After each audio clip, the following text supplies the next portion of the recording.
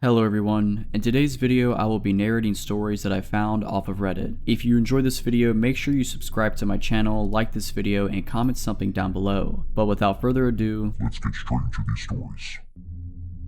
This was back in 2015 or 2016. I'm a career tow truck driver. At this point, I've been towing cars for most of my adult life, and will likely do so until I either retire or die, whichever comes first. At the time, I was working for a pretty small towing company with only 2 employees, and we rotated who was on call each weekend. It was my weekend on call and it was summer, so with people being out and about late and whatnot, I was pretty busy, cleaning up accidents, towing broken down cars both in the city and off the highway. I was fine with it, as I was paid commission at the time, so the more calls I did, the more money I made. So it's Saturday night, now Sunday morning, and it's around 2:33 in the morning, and like I said, I've been busy. I'm tired, a little grumpy, and kinda want to go home when my phone rings. It's an insurance company calling asking if we can do a tow for one of their customers who is broken down on the side of the highway. The breakdown location they gave me is about 15 miles out of town, which I normally wouldn't do, but the tow destination happens to be a dealership that's just a couple of minutes from my apartment. I contemplate rejecting the call, but because I'm paid commission, I figure screw it. I could run up and grab this car, drop it off around the corner from my place, then hopefully I can head home and get a couple of hours of shut-eye. So I take the call and hop on the highway. The insurance company provided me with the customer's first name, which we'll say was Kara, and gave me a phone number for her. Usually I try to make contact with people who are on the side of the highway to let them know I'm on my way and give them an ETA. I try calling her a couple of times, but she doesn't answer, not unusual. After a short while, I see hazard lights up the way on the shoulder, so I turn on my strobes and start slowing down. As I approach, I notice that not only is there the late model car that I'm looking for, but there's another car on scene as well that doesn't have its hazards on, but it's parked in front of the car I'm meant to tow. This is annoying but not uncommon, as I need to be able to get in front of the disabled car in order to load it, and sometimes people don't realize that. But because the other car is there, I instead pull up behind both cars. You do this so that as the tow driver, you're the one that has to make the weird maneuver of pulling off the shoulder and back onto the shoulder, and that the other car just has to drive straight forward on the shoulder. Otherwise, if I pulled up in front, then the other car would have to go around me, and it's unprofessional and unsafe to make them do that. Standing in the trunk of the late model car, which is now directly in front of me, are a man and a woman. The woman is probably in her early 20s and dressed to the nines for a night out. She's about 5'1" or 5'2". She's wearing tight leather-ish or something pants, a halter top, long black hair. The man is probably around 5'10" and skinny, maybe 150 to 160 pounds, wearing a dark hoodie and dirty jeans. They're standing very close and facing each other. She has her arms crossed and he's leaning down talking to her. I step out of my truck and approach them both, introduce myself.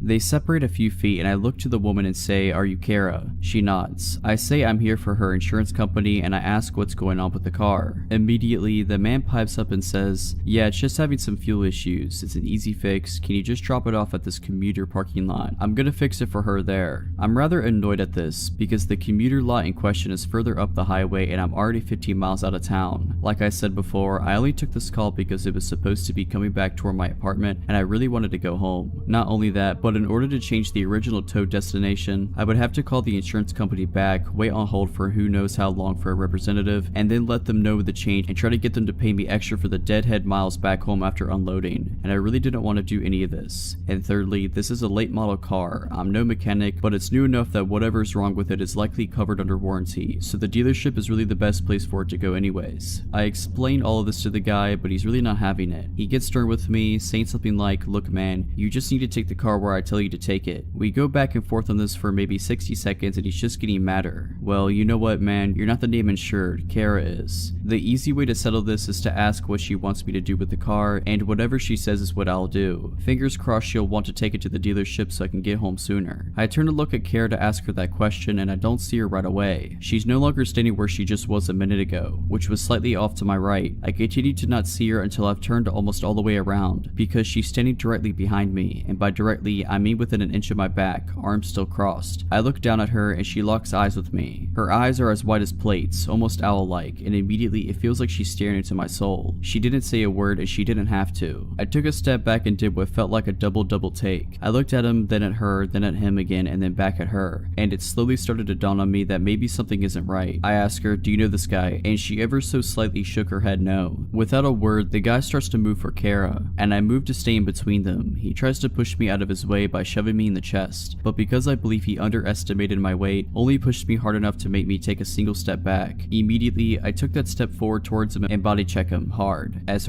I could, hard enough to completely knock him over basically onto his back. Because we rotated during the back and forth push bit, Kara is now in front of me to my right, somewhat between me and the guy who's trying to scramble to his feet. I reached out and snatched the poor girl up by her waist, spun her towards my truck and yelled for her to get into the driver's side, and she does so. I turn back to the guy who's standing up again at this point, and he's breathing hard. He gets right up in my face but doesn't do anything, just breathes at me. I stare him right in his face and tell him, "You need to go." I'm shaken now and I'm absolutely terrified. I don't know if he has a weapon, I don't know if he's gonna try to fight me, and I don't know what I would do if he did. After probably around 15 seconds or so, which felt like eons, he kinda huffs a bit, smiles one of the creepiest smiles I've ever seen, and starts to back off. Sucking his teeth and rubbing his hands together, he slowly walks backwards a few steps, then makes his way to the front car, gets in and drives off. I stayed motionless, watching him until I could no longer see his taillights. I got Kara's car loaded up on the tow truck, and as we made our way to the dealership, she told me through tears that her car had shut off while she was driving, and she pulled onto the shoulder and called her parents because she was on their insurance. Her parents made the call to the insurance company, who eventually dispatched me to her location. While she was waiting, a bit after she made the call, the guy pulled up in front of her and walked up to her passenger side window to try to talk to her, asking if she needed help, etc. And she told him she was fine, that a tow truck was coming, and that she didn't need help. He persisted and she tried to tell him off and eventually tried to roll up on the window. Apparently he stuck his arm in the window and got the door unlocked and opened the door. In fear, she jumped out of the car, leaving her phone inside, and ran to the back of her car and stayed put there because it was in the line of sight of traffic. Apparently he was pretty lewd with her, and whenever she tried to go back to the car, he would prevent her from getting in. Several minutes later I showed up. Who knows what would have happened had the timing been any different. Her parents were waiting at the dealership when we arrived, and she told them what had just happened. Her parents gave me a $20 tip, which was all the cash they had on them at the time, and Kara gave me a very tight and clearly heartfelt hug before I left. I never saw her again.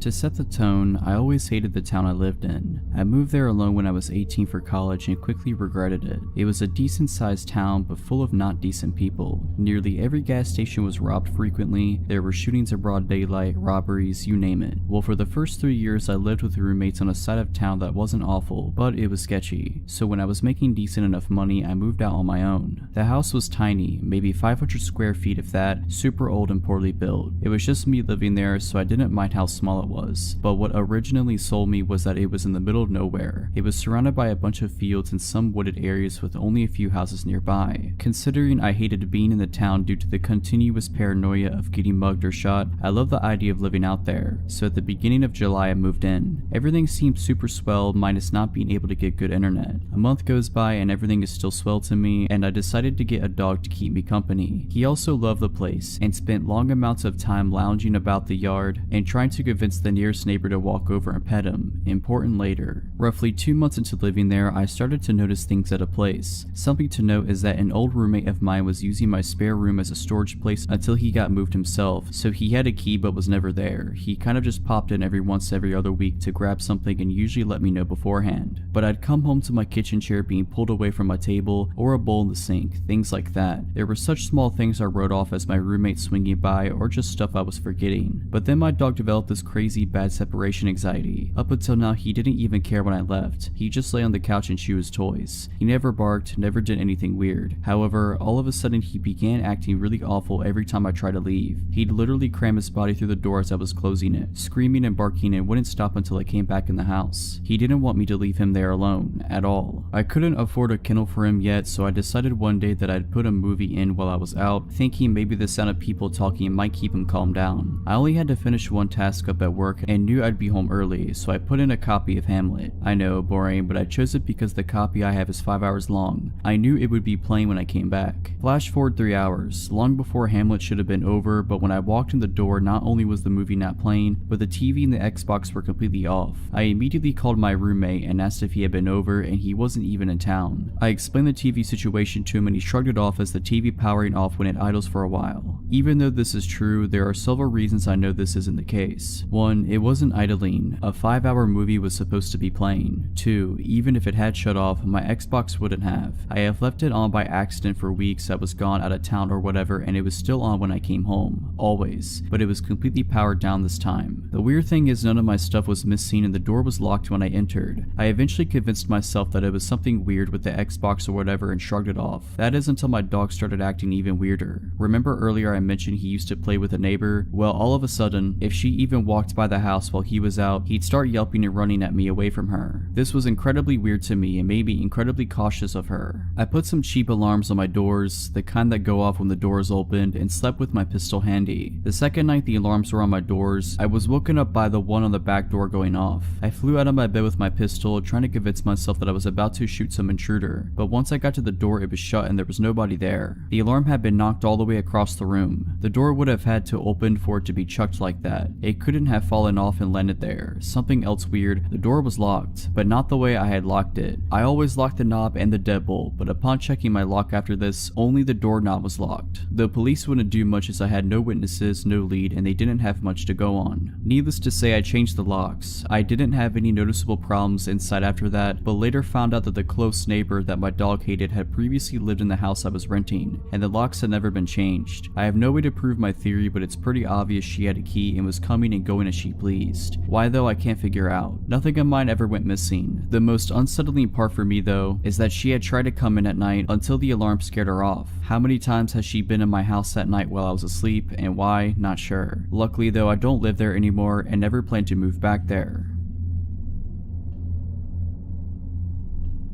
A while ago, I was staying in an upscale hotel in the safe area of a large Midwestern city. I am a 16-year-old female and I was in a room all by myself with my parents a few doors down. In theory, this isn't unsafe by any means, but I had bad luck on this particular trip. Our first night there passed without incident. Me in my room, my parents in theirs. I watched a pay-per-view movie and ate way too much from the snack bar. I didn't have any reason to feel unsafe. The next morning, we did the usual tourist stuff that one does when visiting a new city. As we ate a breakfast in the hotel restaurant, I noticed a man who looked to be in his 60s staring at me for an abnormally long amount of time. I ignored it and chalked it up to him thinking I looked like his granddaughter or something. The next night, my parents allowed me to meet up with a friend for dinner who lived in the area. He met me in the hotel lobby and we had a nice dinner and then went back to the hotel for drinks. Yes, I am underage, I had a drink, my bad. Coincidentally, the same man who had been eyeing me earlier was at the bar. This time, I knew I didn't remind him of his granddaughter. Even with my buff guy friend next to me, his eyes traced my body. I felt unsettled and mentioned it to my friend Ethan, who glanced over and also seemed really weirded out by how obvious this guy was leering. We left the bar quickly and by now it was around 12:30 a.m. Ethan walked me to the elevators of the hotel and once I pushed the button, I left. I wish I would have asked him to stay, because no sooner had he walked away that my creeper came, rounding the corner, and stood there waiting with me for the elevator. I felt so uncomfortable knowing that he would be seeing what floor I was going to, but it hadn't occurred to me to get off on a different floor at the time, and even if it did, he planned on following me, so it would have been just as bad a move. When we were in the elevator together, I tried to keep my eyes averted from his, but they literally bore into my body. He kept trying to step closer and I kept backing up, too scared to even speak. What freaked me out more was that he hadn't pressed a separate elevator button, so he planned on getting off when I did. When I got to my floor, I almost ran to my room, and the guy just stood at the end of the hallway, waiting to see where I was going. I stayed in my room for 15 minutes until I was sure he was gone before I told my parents what had happened. They were freaked out and told the hotel staff, but there was no sign of the guy and it was really late, so I just locked my door and tried to get to sleep. I had almost drifted off when I heard a knock at my door. I obviously wouldn't just go and open the door at nearly 2 a.m. Instead, I turned on a light and froze. At this point, my intuition had kicked in and I knew it was the guy. I was near tears, but the knocking kept continuing, harder and harder, so I finally shouted and asked who it was. The voice that replied to me was the most chilling thing I had ever heard. High-pitched but growly, almost giggly, and so disturbing I could barely describe it. "It's hotel staff. Please let me in." I was terrified. A look through the peephole confirmed that it was the same creepy old guy. I locked myself in the bathroom and called my dad's phone. He has a habit of always keeping his ringer on, so he answered me almost immediately, and I tried to tell him what was wrong through my tears. The guy before I managed is at my door, and what happened next gives me nightmares. My dad naturally went into superhero mode and opened his door to find the old man in just a robe, whacking it. It's pretty obvious to piece together what he was planning. My dad slugged the dude in the face and made sure he didn't move an inch while my mom called hotel security. We pressed charges and the guy's in prison now.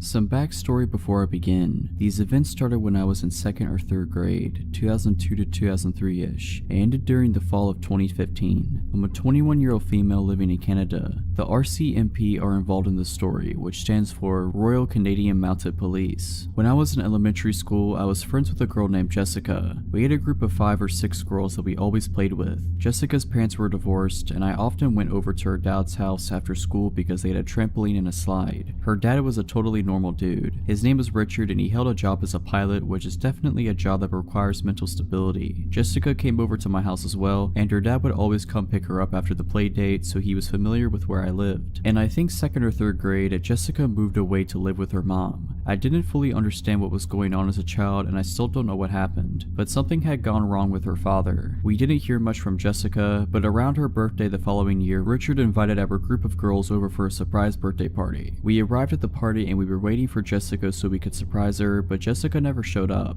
We were just hanging out with her dad for a while. As a child, this didn't seem as weird as it does to me now. When our parents picked us up, we obviously told them what happened, and we didn't hang out with Jessica or Richard again. After that, some of the girls started receiving presents from Richard at their homes. I never received them, but my mother told me about it years later. The presents usually consisted of cheap jewelry and notes. I have no idea what the notes said, but I'm not sure if I want to. After this, Richard goes away. My mom later told me he was in a mental institution. Years go by, I completely forget about the whole situation. Then, in the winter of 2013, I was out of town for a cheer competition. I was scrolling through Facebook one night when all of a sudden a new group chat popped up with 5 girls from my elementary school. I had not kept in touch with any of them, so this was weird. The chat was about how they had received messages from Richard on Facebook. I checked the other folder of my Facebook messages, and sure enough, I had some too. I had a variety of messages that did not make a lot of sense, including some strange poems. Many of the messages were descriptions of dreams he had about me, though some of them were nonsense. Others were understandable enough to come across as violently threatening. I don't feel comfortable sharing some of the more explicit messages, but here are a couple of the shorter and less scary messages. Hi little girl from not long ago, pristine of pristineness, I want you, I want you, I want you. We're gonna have planets to go to someday provided you don't melt them first. I'm so proud of you, stay happy, and I haven't found a way to keep you all off my mind. I clicked on Richard's Facebook profile and his whole profile was dedicated to his 5 girls. He didn't have any friends added, so clearly nobody had seen it. Unfortunately, we didn't have very good security settings on Facebook. He had saved dozens of photos of us and then reposted them with nonsensical and inappropriate captions. The captions ranged from essays about his love for us to a one-sentence caption that simply said, "She is so ugly." Here are some of the shorter photo captions. Emily, hopefully and not too soon I'm gonna find out your address and I'm gonna show up as a man that knocks on your front doorstep and bite your bottom lip off before you can say a word. Kiara, because of my initial euphoria, turns into sucking depression when I realize that there is nothing I can do about anything beside you because you're inside me and I can't get you out of my mind. I love you so much. Melissa, can I paint your picture? I want to lift you around to see how heavy you are and we'll go for a drive on Hollywood Drive with the windows rolled down so we can get a crystal clear view. We were all freshly 18 at the time and didn't know what to do, so our moms contacted the RCMP. They told us not to block Richard on Facebook, but not to reply as the messages could be used as evidence. He continued to send us messages every single day, and we shared the screenshots with each other in the group chat and sent them off to the RCMP. He had several different Facebook accounts that were all variations of his name, along with one randomly named Esteban. One of the girls got in touch with Jessica to find out if she still had contact with her father. She only saw him on supervised visits every once in a while. She was very embarrassed and apologized a lot. She was a super sweet girl and obviously none of us were upset at her in any way. Eventually, Richard was charged with 5 counts of criminal harassment. He pled guilty and went to jail for around 5 months. When he got out, there was still a no contact order in place, meaning that he could not contact any of us girls or come within a certain radius of our homes. He was not allowed to use the internet either. I'm not sure how all of this works, but this is what the constable handling the case told me. However, not surprisingly, he started contacting us on Facebook again. He went back to jail for breaching his probation. It was the summer of 2015 and he got out again. I started receiving more messages. I immediately wrote on the group chat to see if the other girls had gotten anything. They hadn't. It was just me. I immediately contacted the police. It seems they had forgotten to include my name on the no contact order. He knew not to contact the other girls, but thought it was still safe for him to contact me. This time things got worse. I had just started working at a new job, and being the idiot that I am, I had my workplace public on my Facebook profile. One day I came into work and there was a package waiting for me. I was obviously confused because I would never order something to be delivered to my work. I opened it up with my managers and there was weed inside along with a disc with encryption software on it. He had mailed me weed to my work. I knew immediately that this was him, and awkwardly explained the situation to my managers who thought it was hilarious. The security in my office tower was alerted and given a photo of him. They began walking me to my bus stop after my shifts. It was scary knowing that he knew where I worked. At this point, I hadn't seen Richard in years, but it was clear that he was mentally unwell. I had absolutely no idea what he was capable of or what his motives were. The RCMP did not seem to take this case very seriously, and they moved very slowly, passing the case around to various officers. Meanwhile, I was terrified. I could hardly walk down my street at night without freaking out. Every time somebody knocked on my door while I was home alone, I would drop whatever I was doing and hide under the kitchen counters. I had not moved since I was a child, so it was very possible that he remembered where I lived. The packages kept coming. I received more weed in several different forms, including cookies, what appeared to be cocaine, and a key to his apartment along with some miscellaneous items. I opened all the packages at the police station. One of the packages included a USB stick with a bunch of audio recordings on them, but I decided it was better for me not to listen to them. The return of the packages was to a random PO box in another city that did not belong to Richard, and no fingerprints were found on the packages. During all of this, the Facebook messages remained constant. Luckily, in one of the messages he informed me that he had sent me drugs and the key along with his home address. This confirmed that the packages were from him. He was charged again. I received a subpoena in the mail to appear as a witness in court. However, he once again pled guilty and I never got to go to court. I was actually a bit disappointed as I thought seeing him in person would provide me with some sort of closure. He is still locked up somewhere as I am writing this, but I still get scared walking at night or when somebody knocks on the door. The police provided me zero information on where he was being held or when he would be released. I feel like I am just waiting for the day that he will contact me again. I just hope that he never does.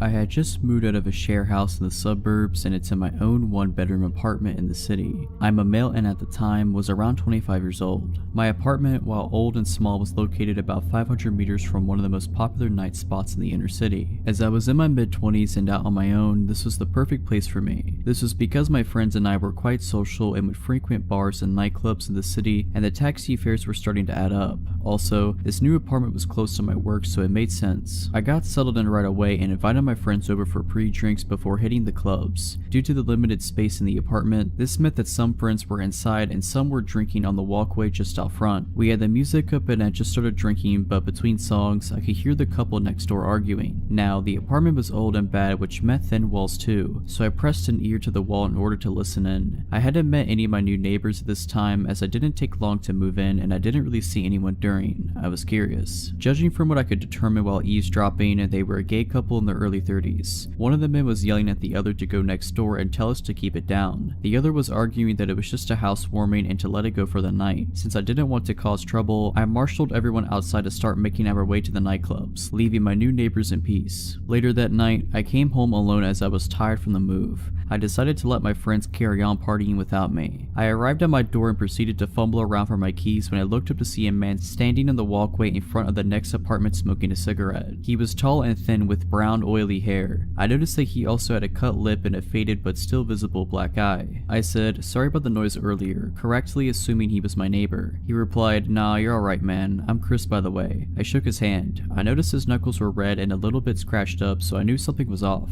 I apologized for the noise and said, "I hope I didn't cause any trouble for you." He withdrew his hand and with a soft but cracking voice said, "Nah, that's okay. Rick just gets a bit cranky sometimes. I'm used to it." With that, I finished off the conversation and told Chris that I'd see him later. It was about 2 a.m. at this point and I just wanted to sleep but couldn't help worrying about the potential domestic abuse going on next door. I decided to just keep an eye on it for now as I didn't have all the info. For all I knew, he could have gotten into a fight with someone else. As the weeks passed, I noticed that my new neighbors got drunk regularly and would argue almost every time. I could tell that Rick was the dominant one as his voice was a lot deeper and Chris seemed to be afraid of him during their shouting matches. This is why I kept my distance and never really socialized with them. I would even overhear them arguing about me and that Rick thought that Chris liked me, etc. I would just tune all of this out with headphones and video games, not to mention an active social life and full-time work to keep me occupied. I did find myself avoiding having guests over because of the neighbors. I would opt to meet people out as their arguments could be quite upsetting. This was working out fine enough for a while until Christmas Eve that same year. I was arriving home after coming from last-minute Christmas shopping. I was getting ready for a night of present wrapping as I was to visit my family the following day for Christmas. As I arrived home, I noticed 2 police cars outside and Anna, an Asian woman who lived a few apartments up from Chris, was screaming. I asked her what was happening and all she said was, "It's just so sad," while sobbing. I could see 3 officers trying to restrain somebody and there was blood on their uniforms. I came just a little bit closer to see Chris's oily brown hair in the center of the affray. His face was bleeding from his jaw where he had apparently been slashed by something sharp. They got him to his feet and I could see that his cheek had been cut so deep that the skin was flapping open as he struggled and resisted with the police. I recoiled in shock and went to comfort Anna, who was crying uncontrollably at this point. Suddenly, Rick's voice boomed out from nowhere. "You see what you've done, you loser." This frightened me and my instinct was to get myself and Anna to safety. Even though the cops were here, they had their hands full with Chris and I certainly didn't want to get involved in such an ugly fight where knives were involved. Anna refused to come with me and said that she would be fine. I looked around to see where Rick was as he kept yelling at Chris the whole time. The 3 cops struggled to restrain him. I could hear Chris whimpering apologetically in between. I couldn't see where Rick was, so I decided just to go to my apartment and lock the door. As I turned to go, I froze in horror as Rick's voice boomed, "Where are you going?" A deep chill went down my spine as my brain struggled to reconcile the fact that these words were coming out of Chris's mouth. I felt panic grip me as I realized that all this time Rick and Chris were the same person. All the fighting, laughing, drinking, and carry on that I couldn't help overhearing over the last couple of months had come from one solitary person, a lonely guy in his small 1-bedroom apartment.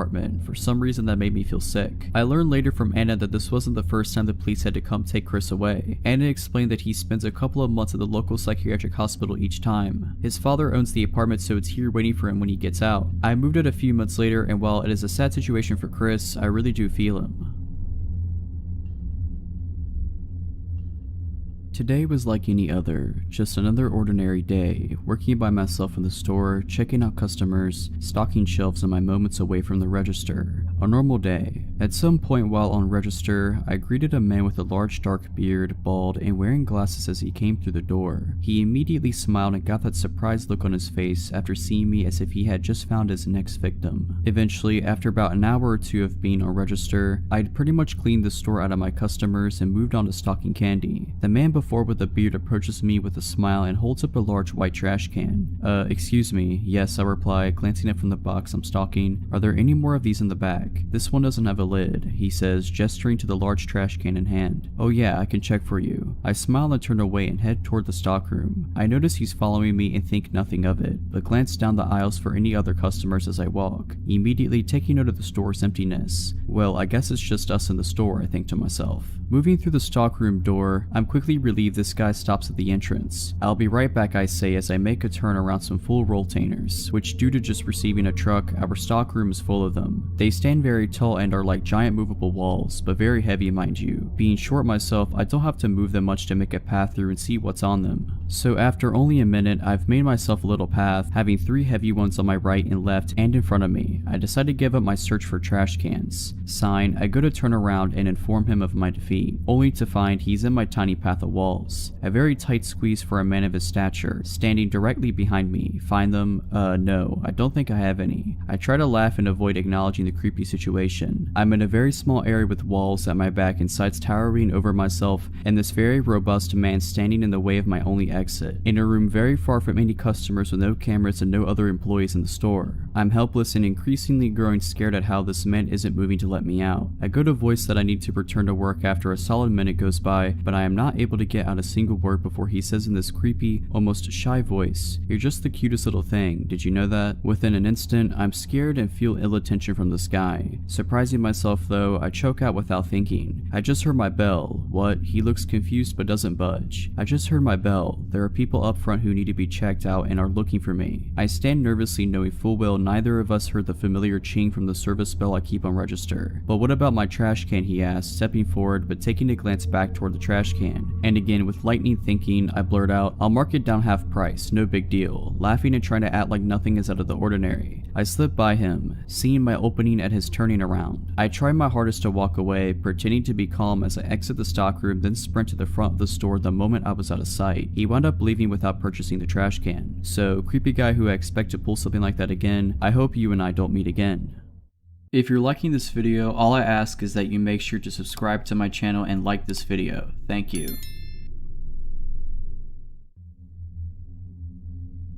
My fiance and I threw a dinner party one time to celebrate his mom completing chemo. I hired a caterer. We were expecting 25 friends and family, so it was more than the kitchenette of our single-story ranch house could handle. We'd also only just moved in, so didn't have a lot of cooking staples. The caterer said he'd bring everything 75% done, but he needed to finish off some dishes in our kitchen. I told him that was fine as long as he was finished by 5, because the kitchen is centrally located and we'd prefer everyone be finished before the guests arrive due to the intimate nature of the occasion. He said that would be fine. He arrives as scheduled at 12 p.m. We gave him until 5 and the guests aren't even arriving until 6, so it's plenty of time. He smelled bad. It was more than a sweat smell though. It smelled like a sun-baked diaper, and that made me uneasy because he was going to be preparing food for sick prior and young kids. I just made sure he washed his hands and then left him to his own devices, worrying I was being presumptuous. Throughout the entire process, he keeps pulling me aside to ask me questions and have me taste things. I was super busy because my husband had to work during the day and pick up the surprise guest right after, so setting up the deck, decorating, putting together the slideshow equipment, coordinating the surprise guest, we flew in her sister and I had to make sure she got an Uber at the airport and her hotel had worked out, etc., and just a million other little details. So every 10 minutes being asked things like, do you prefer this with paprika or without? With this, fine, whatever you think. Tasted to be sure was getting old. When he was still there at 5:45, after 2 gentle reminders, I flat out told him I needed him completely out by 6 no matter what. He apologized and said there had been a delay because our oven wouldn't stay up to temperature. I never had a problem with our oven, but I figured he's the professional, maybe it was a subtle problem. A little before 6 rolls around, a few of our friends start trickling in. I decide to tell him whatever's done is done and whatever isn't he should just put in the fridge, but he's nowhere to be found. I go out on the deck to ask my friends if they'd seen him and he's out there, alcoholic beverage in hand, out of his chef whites and now in a t-shirt and jeans, mingling with my friends. I walked out just in time for him to introduce himself to my cousin-in-law as a good friend of mine. Nope, too weird for me. I met him in person for the first time barely 6 hours ago. I told him he needed to leave, now, so he goes inside and gets his bag and makes a beeline for my bedroom. I'm taken aback. I say, excuse me, where are you going? And he says, to change. So first of all, we have a guest bathroom clearly visible. Second, why can't he wear a t-shirt and jeans home? I tell him I'm not comfortable with him going to my room, but he insisted to only be a second and goes in and shuts and locks the door. I couldn't even get a word out before he went in and I felt helpless. I was going outside to ask one of my friends to help me usher him out, but at that point my fiance got there with my aunt-in-law. I had to explain the situation to him, nearly in tears at this point, and he was like, what? He went in the bedroom? Why? So he pounded on the door, and the caterer came out, still in a t-shirt and jeans, and my fiance said, you shouldn't be in there, you need to leave. And the caterer said, excuse me, but this is not your house. It is not up to you to decide. And my 6'4", 260-pound fiance tells him, yes, actually, it is his house, and puts a hand on his back and guides him to the door. The caterer says, I thought she lived here, referencing me, and he says, yes, my fiance lives here with me.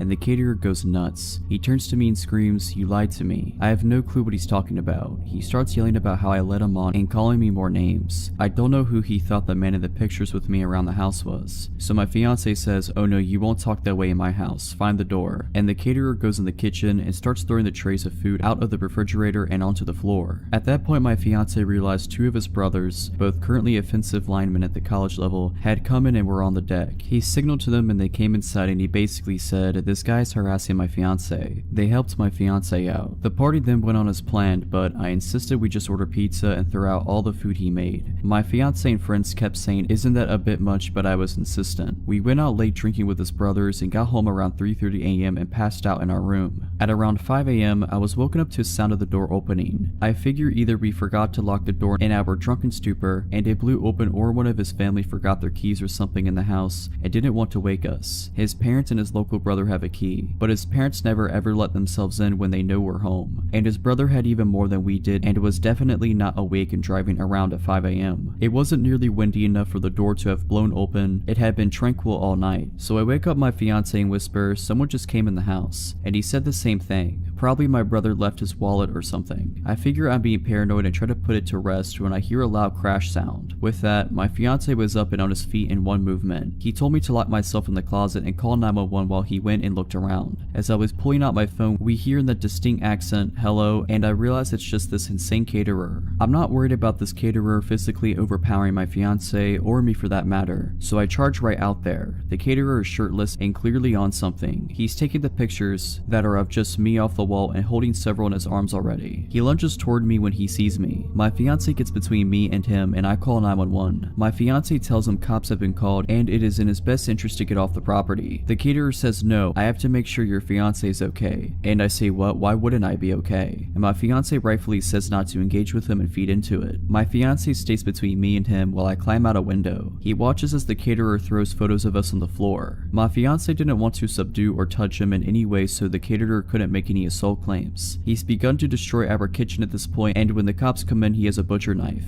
My fiance considered going for the gun safe when he first got the knife since we live in a stand your ground state, but he decided the situation was hectic enough without introducing a firearm. The caterer doesn't obey the police's orders to drop his weapon and he says he isn't leaving without me, so they tase him. It's lucky for him he only got tased and he didn't antagonize my husband into squashing him. As he's let out in cuffs, he's shouting how he and I are in love. He continues on this tirade the entire time police are reading him his rights. The police ask us to do an inventory of the house and see if anything's missing or damaged besides what we witnessed him do. We go around and there's nothing, but then I remember he was in our room yesterday and he went through the room. All of my underwear from the dirty laundry hamper were gone. We were so freaked out in the aftermath that we replaced all of our kitchenware, toothbrushes, sent our sheets to be professionally cleaned, and had a cleaning crew do a deep clean on the whole house. So glad we decided not to serve the food to our guest and my fiance's medically fragile mother. He sent me a letter from prison that thankfully my husband intercepted, because I was still recovering from the whole thing. We gave it to the police who helped us get issued a no contact order. He was sentenced to 3 years in prison.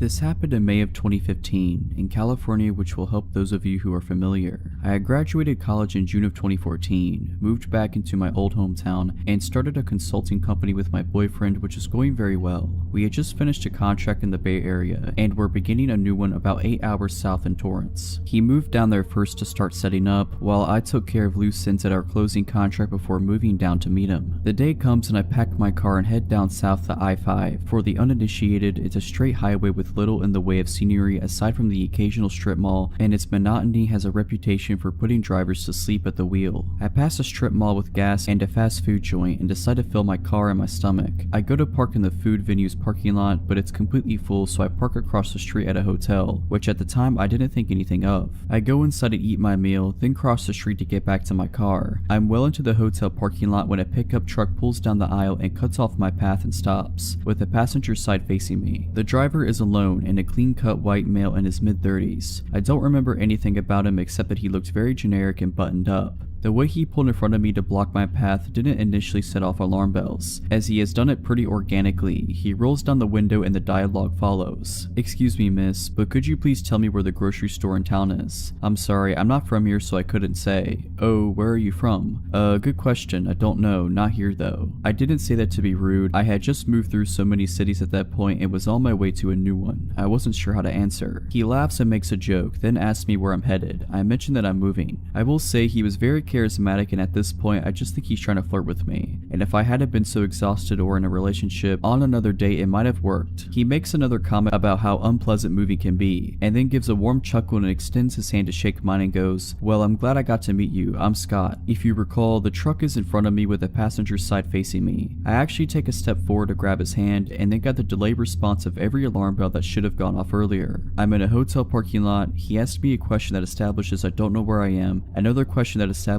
I'm alone, and another question that establishes I'm not expected at my destination for many more hours. The thing that connected all these synapses, when he extended his hand, he didn't make even the faintest effort to make it accessible to me. He didn't lean over the seat or move toward me in any way. His hand was hovering comfortably over the center console, waiting for me to grasp it, which in order to do I would have to lean well into the car. Again, I had already taken a step toward him and begun to raise my hand to take his when the sirens went off. I rocked backwards back to where I was standing, and I just remember looking in his eyes what felt like forever, feeling everything click into place while also half convinced my imagination was just running wild. His hand still waiting, I lowered mine and felt my eyes slightly narrow with suspicion, and slowly said, "I'm going to walk away from your car now, Scott." Boom. Truck burns rubber with thick gray smoke as the guy guns it out of the hotel lot at 100 miles per hour. He must have floored it. Regrettably smart on his end, because I didn't have the license number or anything to offer the police. In the immediate minutes following the event, I felt relieved but hadn't really processed the full weight of what happened. Unfortunately for me, I had many more hours to think back and analyze the whole interaction to shreds. The car was somewhat lifted, there could have easily been another person or even 2 to 3 other people hiding inside. I still get creeped out about thinking how close I came to taking his hand, and how fortunate I was that I didn't allow my reaction to be driven by manners as criminals often take advantage of. This happened when I was in high school long ago. My mom just recently found the paperwork about it when she cleaned out her office upon retiring from the police department. I remember being upset and scared when it happened, but reading the details as an adult, it sounded even worse than I remembered. I was a 17-year-old female working at a flower and gift shop.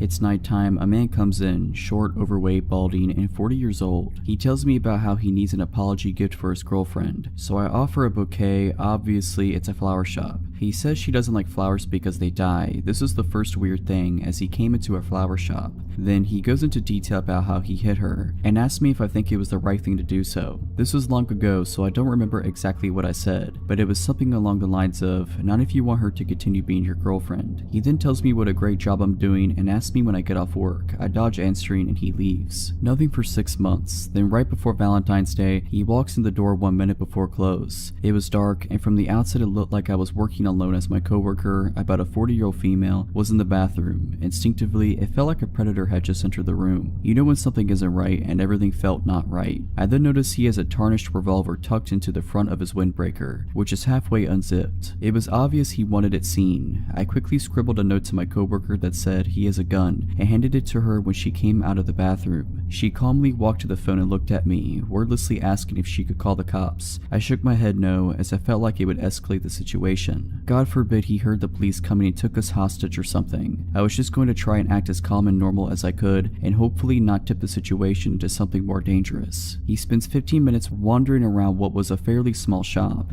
In retrospect, he was probably waiting to see if my coworker would leave, as it was now well past closing. Finally, he places an order for pickup on Valentine's Day, which gives me his name and info, which I'm going to for sure file with the police report. He buys a card and pulls out a wad of $100 bills, which he slowly thumbs through as though looking for the right one with which to pay for his $40 order. I ask him if he wants a bag, as it wouldn't be very inconspicuous if he just showed up at home with the Valentine's card. He replies, "No, I didn't feel like being inconspicuous tonight," which seemed like an obvious reference to the gun hanging out of his coat. He leaves. We quickly lock the door and watch him sit in his truck outside. We were not about to exit the shop until he was gone. Finally, he pulls out of his parking spot and moves to another spot further away and continues to just sit there. I don't know how long we waited, but he finally left. I called my mom crying. She called the police, who came to the shop the next day to take a report. I told my best friend at the time what happened. She told her mother. Her mother happened to work with the man and informed security at her job. She said he was very weird, creepy, and liked to talk about weapons a lot. Security at his job, it's a large company with government contracts and things having to do with tech and security, pulled him into the office and questioned him about it. He claimed it was a glove in his pocket, not a revolver. The police were pissed that this company made contact with him about it before they did, and he successfully dodged the cops' multiple calls and visits to his apartment. My mom, much to my teen fury at the time, made me quit my job, which was devastating as I loved it there. In retrospect, totally the right call. I never saw him again.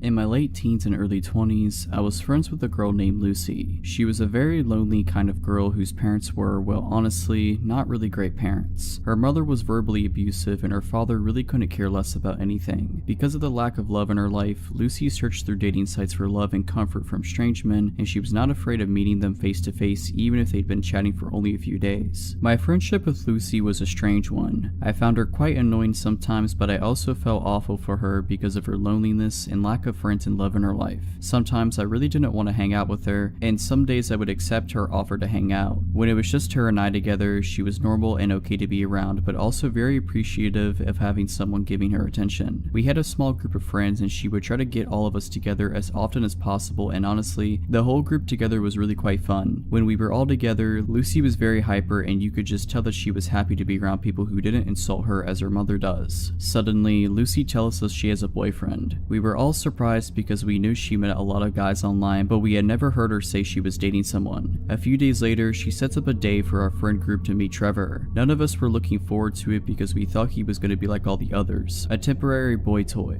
When we met him, we all felt awkward. He barely spoke a word, he wouldn't look directly at any of us at all. Lucy would try to be funny, but he would just give her dirty looks. Needless to say, we thought he was a weird one and could tell he didn't care much for her. As the days went on, Lucy kept telling me how much Trevor did not like me. She kept saying he thinks I am using Lucy for her money. Not sure how he thought that since I paid for everything for Lucy. To keep this piece of the story short, I think he was trying to find reasons to convince her to get rid of me. I got a terrible vibe from Trevor. He dressed like he didn't care about life, he never smiled, he didn't shake our hands when first meeting us, he stank of weed and really had an overall uncomfortable feeling about him. After months of Trevor trying to convince Lucy that I'm a terrible friend and she should not hang out with me anymore, she started to do as he said. She would start to hide me from him. If she and I were together and he would call her on her phone, she would lie and say I wasn't there. If she was with a group of friends, he would have her swear I wasn't there. When he was going to be joining the group on an outing or just hanging out at her place, she would tell me I couldn't come. Lucy will do whatever a boyfriend says just to keep pleasing him so she doesn't lose them. Now here's where it gets scary. Lucy calls me one day and says she wants me to come hang out at her place. I agreed. She came to pick me up and we went to her house and watched TV for a bit. We then decided since the day is nice outside, we would take her two dogs for a walk to a nearby pocket park and would later return to the house to have lunch together. While at this park, she receives a phone call. Now let me say that Lucy is not a private person whatsoever and has never ever walked away to answer a phone call until this day. She walked far enough away that she knew I would not be able to hear anything she said. This was suspicious to me, but not enough to question it. The call ends and she begins walking towards me with a look on her face as if she is trying not to smile. She tells me, "So I need to bring you home now." I was slightly confused as we had only been together for about an hour, when we usually spend the entire day together, and she would never want me to go home. She would even frequently beg me to sleep over to avoid being alone. So anyway, I said okay and we walked to drop off her dogs at home and we got into her car and off we went. About 10 minutes into the car ride, I realized she isn't going in the direction of my house, so I questioned it. "Where are we going?" She smirked but didn't respond. I asked again, laughing uncomfortably, "Seriously, where are we going?" She continued to smirk but didn't want to answer me. I started to realize she was heading in the direction of where her boyfriend lived. I asked one last time with anger in my voice, "Where are you taking me?" Her only response was bone-chilling to me. "Trevor wants to talk to you." I wasn't having any of this. I insisted and demanded she let me out of the car, but with her evil smirk and same response, she said it again, "It's okay, he just wants to talk to you." I was furious at this point because this creepy guy who looks like he wants to kill someone, who also despised me, wanted to talk to me. Why can't he talk to me on the phone? Why do I need to go to his sketchy apartment? She absolutely refused to let me out of the car. She had the doors locked, as if I wasn't able to unlock my passenger door. I waited until she reached a red light. I grabbed her wallet from the back seat and took out her bus pass and bolted out of the car. I had no idea where I was or where the nearest bus stop was, but I was not about to let her crazy boyfriend do whatever he wanted to me. She yelled for me to get back into the car, but of course I ignored her. She sped off furiously. I immediately blocked her number on my phone. I removed her as my friend on social media and immediately warned the group of friends not to talk to her because she has gone nuts. I have not spoken to her since that very day, and she also lost the other 5 friends of the group as well.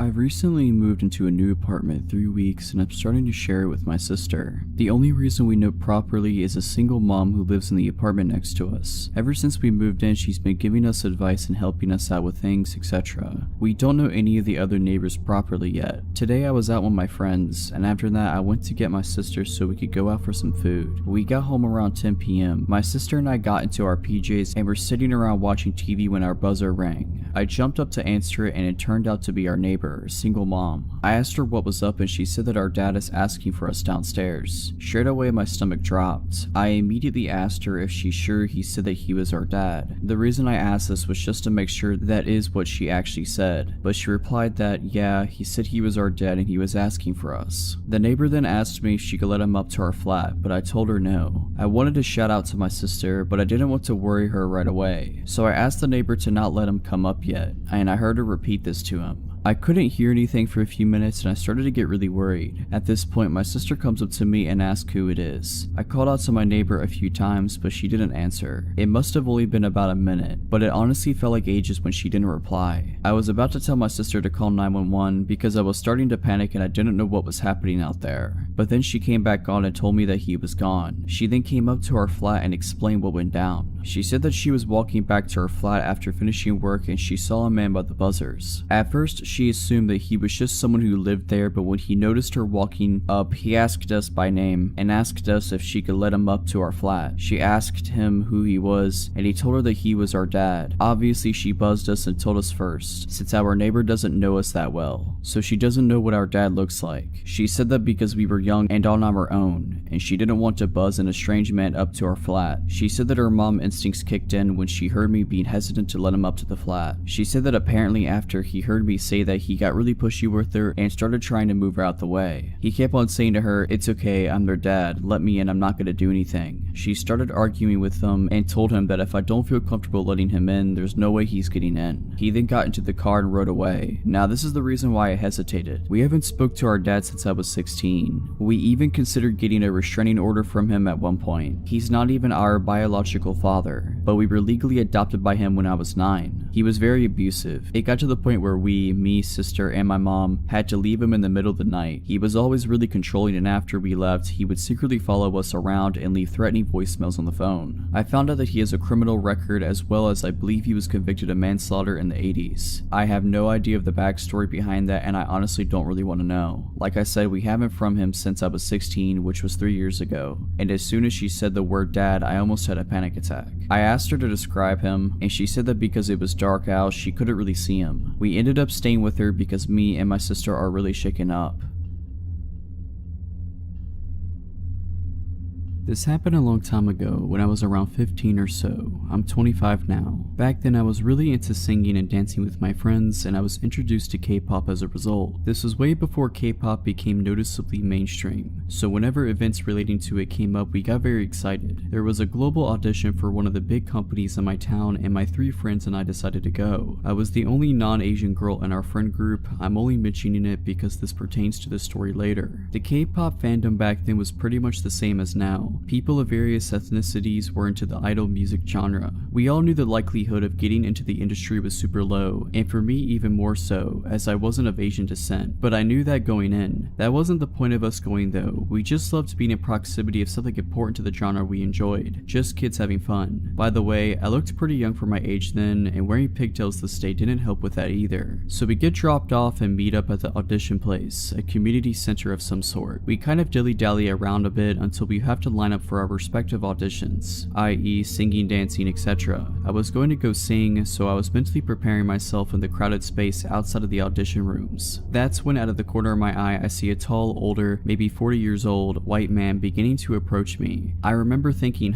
is he going to audition too? It was strange because everyone else in there was younger, maybe he was a parent. He walks up pretty close and goes, "Can you help me please?" I'm confused and I ask him what he needs help with. "Oh, the staff here, my son's trying to audition but they won't let him audition." Okay, this was weird. I then asked him why. He said because he's not Korean. That was when I started to get creeped out. I looked around to see a pretty diverse crowd and then back at him. I don't know, that's terrible. You should talk to," and then I point towards the staff. They should be able to help. I knew he was lying, but I was too scared to say anything else. I went on, "Anyone can audition here." He didn't listen and insisted on me helping him. Then he said something that sent a chill down my spine. When I was trying for the 5th time to convince him to approach the staff instead of me, he beckoned me to come outside with him. "My son's just outside in my car. Can you come talk to him please?" That was when I repeated what I said earlier and began to firmly walk in the opposite direction. He kept trying to coax me out to see his son. I managed to lose him in the crowd of people. Only seconds later I see him talking to my friend about me and helping his son and all that. I was shocked. The man had clearly been watching me for a while to know who I came with. We were split up at that point. I went up and told her we should get going without looking at the man. He ignored me and kept on talking to her. Without speaking, I went up to her, grabbed her hand, and pulled her at once to get her away from him. She was super gullible and didn't understand why I was so worried. The man clearly was unnerved by what I did and left my friend and then disappeared into the crowd. So about 20 minutes later, I'm in the lineup for the audition when I get a cold feeling in my body, and I turn to look towards the entrance. My audition room was close to it, and there he was, standing. But he wasn't just standing, he had his arms crossed and he was glaring at me. I've never seen someone look at me with such vitriol. He looked like he wanted to kill me. It was terrifying. The crowd of people was sparse because we all had lined lined up outside our assigned rooms. This man waited there, staring at me nonstop for an hour. He glared at me all the way until I got into the audition room. I was so scared that he'd be there once I got out, but I guess the auditions went on longer than he expected and he went home. With his son in tow, I'm guessing. I was so scared that he'd be there once I got out, but I guess the auditions went on longer than he expected and he went home. With his son in tow, I'm guessing. I've worked a few odd jobs in my life. My first job was a summer job at 16 during summer break at a dairy farm. I absolutely hated it there and made it harder for me to find the motivation to even try finding work again when the time came. I don't really remember how I was first referred to the job, but the following summer, I ended up working as an office assistant for a self-employed photographer. My parents knew her because she used to be a member of their church, and my sister attended her 4-H program when she had it. By that time, her health had begun to take a hit as she claimed it was a mixture of things from chronic Lyme to fibromyalgia. I had also been warned by my parents that she was a little off. She was very religious and claimed to have had real encounters with demons, even participated in a few exorcisms. I'm an atheist and a skeptic, so I never took her story seriously. Aside from the weird things she would tell me, she was mostly harmless and working for her was not hard. The job basically required me to do a lot of data entry, as well as help prep her photos with some minor touching up and the addition of her company watermark before uploading them to a site where her customers could browse them and then pick which ones they wanted to order. She primarily photographed horse events, dressage, stadium, and cross-country jumping, etc. And for the first several months, my job stayed in her living room, which is basically my office space at the time. Eventually, I was talked into tagging along at shows where she trained me as a photographer, and soon I was shooting at the events along with her. It was boring work, I won't lie. I'm not a horse person, but things didn't get weird until a year later when I learned the hard way it was not her that I needed to worry about. She had 2 sons, one who was out of state, the other one was in the Navy. The latter of the two, a guy called Nate, I had only heard small things about. When he finally returned home and I met him for the first time while working in her living room, he seemed like a nice guy, a little odd but not concerning. He was obsessed with movies, and being a bit of a movie buff myself, whenever he would venture to the living room to strike up a conversation, it would always be about whatever movies we were into or were excited to see. I should point out here that I was 18 by this point and he was in his mid-30s. At some point he got it in his head that I was interested in him, though he never said anything directly to me. I had to find out about it from my parents. My mom worked as the secretary at her church and Nate knew it. I could only guess my boss had told him. One afternoon, Nate showed up at my mom's desk and started gushing about me. He talked about how much fun I was, how he loved talking to me, how he was planning to take me to the movies and take me to this church, and all these other plans he had for me. My mom was beyond uncomfortable, as was the pastor who happened to overhear it, and when I got home that night, she told me what had happened and suggested I make sure not to lead him on. I was completely baffled because I hadn't done anything. We never even discussed the possibility of doing anything together. I made an effort to acknowledge him less when he was around and keep the conversation short while stressing I had work to do. Eventually, he got his own place and moved out of his parents' house, so I figured the problem had solved itself. A couple years later, I had moved out, my boss's company had closed, and I was working someplace new. I was friends with both my boss and Nate on Facebook, and around that time I was finally coming out as an atheist, something I couldn't do when I was still living at home. One night, my old boss messaged me, asking about a ring I had on my finger. It was a black ring with a white solid star in the middle of a black circle.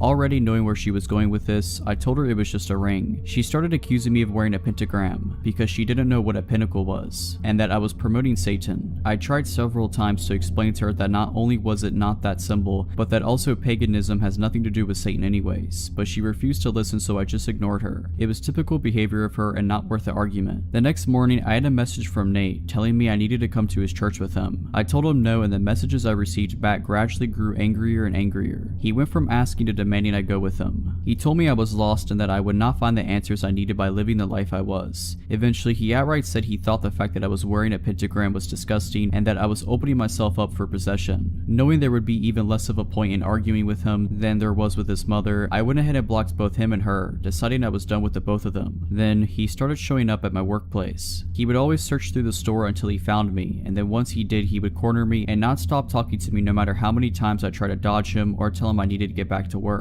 Eventually, the managers caught on and started intercepting him whenever he showed up. I wasn't making enough to pay the rent with that job, so I had to take up a second one. Within a week of working my second job, which was in a different town, he showed up there too. This time I told the managers outright who he was, and after that, every time he showed up, I was allowed to hide in the back room behind a locked door while they sped his order along and got him out. One of those mini encounters, while I was hiding in the back, one of the managers was back there with me, inputting employee time punches into the computer when the both of us heard Nate shout in our directing, "I know you remember me." That was the last straw for them, and they told him his business was no longer welcome welcome there. He started showing up at my other job as well for a while, which was a relief. Fast forward to a few years later, I was getting used to not having to look over my shoulder every shift or checking the parking lot for his truck. Then one day he reappeared. He was browsing a section I was walking past when he spotted me and got this deer in the headlights look. I made a beeline to the break room because just seeing him made me scared. After that, he started showing up regularly. I would always find ways to dodge and avoid him, but he would still eventually spot me and know I was still there. I was debating whether or not to tell the managers because at this point it had been a while since he had done anything, and saying something just because I was nervous didn't feel right. Call me a coward or an idiot, but that was my thought process. What happened next made me regret not speaking up.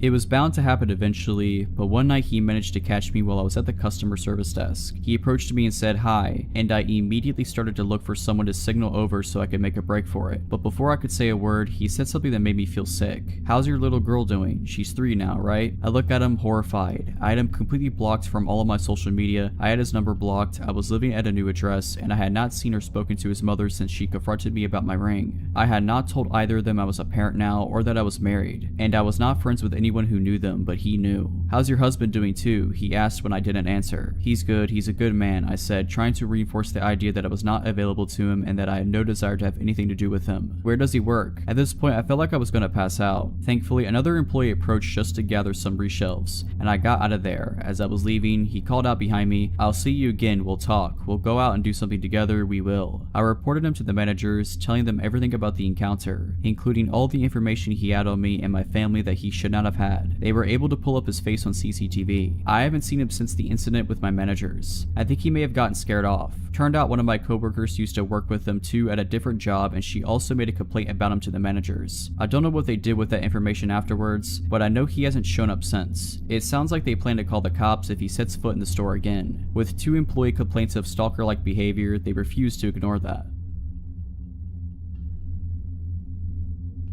When I was about 7 years old, my father bought a few hundred acres in southern Mississippi about 1.5 hours west of Mobile, Alabama. He built a small cabin on top of a hill that was in the middle of a large field surrounded by woods. This house was about 5 miles from a paved road. To get to our land, it took nearly 10 minutes of driving down dirt roads from the main highway, which was south of the house. About a quarter mile north from the house, he built a small lake, more like a pond. It was about as long as a football field but wider. To get to the lake from the house, you could take Route A, which was a hard-packed dirt road that was lined with dogwood trees. It was beautiful in the spring. Route B was about 100 yards east of Dogwood Lane, and we named it Vampire Trail because it was always so gloomy. The trees blocked out the sun on the brightest days, and it had a slight decline as you walked toward the lake. I say walked because this trail was not for vehicles. Thick woods filled the area outside and in between both trails. One morning during the fall, my parents and my little sister had gone to get ice cream and do some shopping. This trip would take them at least an hour or 2. I was 10 years old, so I decided to go fishing while listening to Bama play Ole Miss. The game was the usual Bama win, so I thought I could ease the boredom of a blowout by fishing in the well-stocked lake, so I carried my pole, small radio, and my small ice chest. I had an Airedale Terrier named Bull that never left my side, and it was on this day I realized how awesome he really was. Onto the lake we went. Picture a large oval, roughly the size of a football field, but larger with an L-shaped pier in the southeast corner. Vampire Lane opened up to a more severe decline to the shore and then the small pier. Across the lake on the west side there was a narrow tree line that separated the shore from Dogwood Lane. The north side of the lake was the dam and the south end in thick and swampy woods. Fortunately for me, I realized later. About 5 minutes after I threw out my line and 2 Bama touchdowns later, I got that feeling. It's a feeling I have come to recognize well, and it may have saved my life this day. The feeling of being watched by something dangerous. Bull must have felt it too, because a few seconds later I could hear him growling low and staring across the lake to the west, to the tree line that separated Dogwood Lane from the lake. I turned my head in that direction and almost immediately my eyes lit on what I thought to be half of a silhouette of a large man behind a tree. It was too far to make out details, but close enough to be sure of what I was seeing. Almost 5 minutes went by, and right before I scolded myself for an overactive imagination, the half silhouette moved behind a tree slowly. Bull stood and growled louder, and I told him quietly to stop, and I turned my head north towards the dam while keeping my eyes and attention rooted to that tree. Over the next 10 minutes, which felt like hours, I watched while this figure moved slowly from tree to tree, always north and always facing me.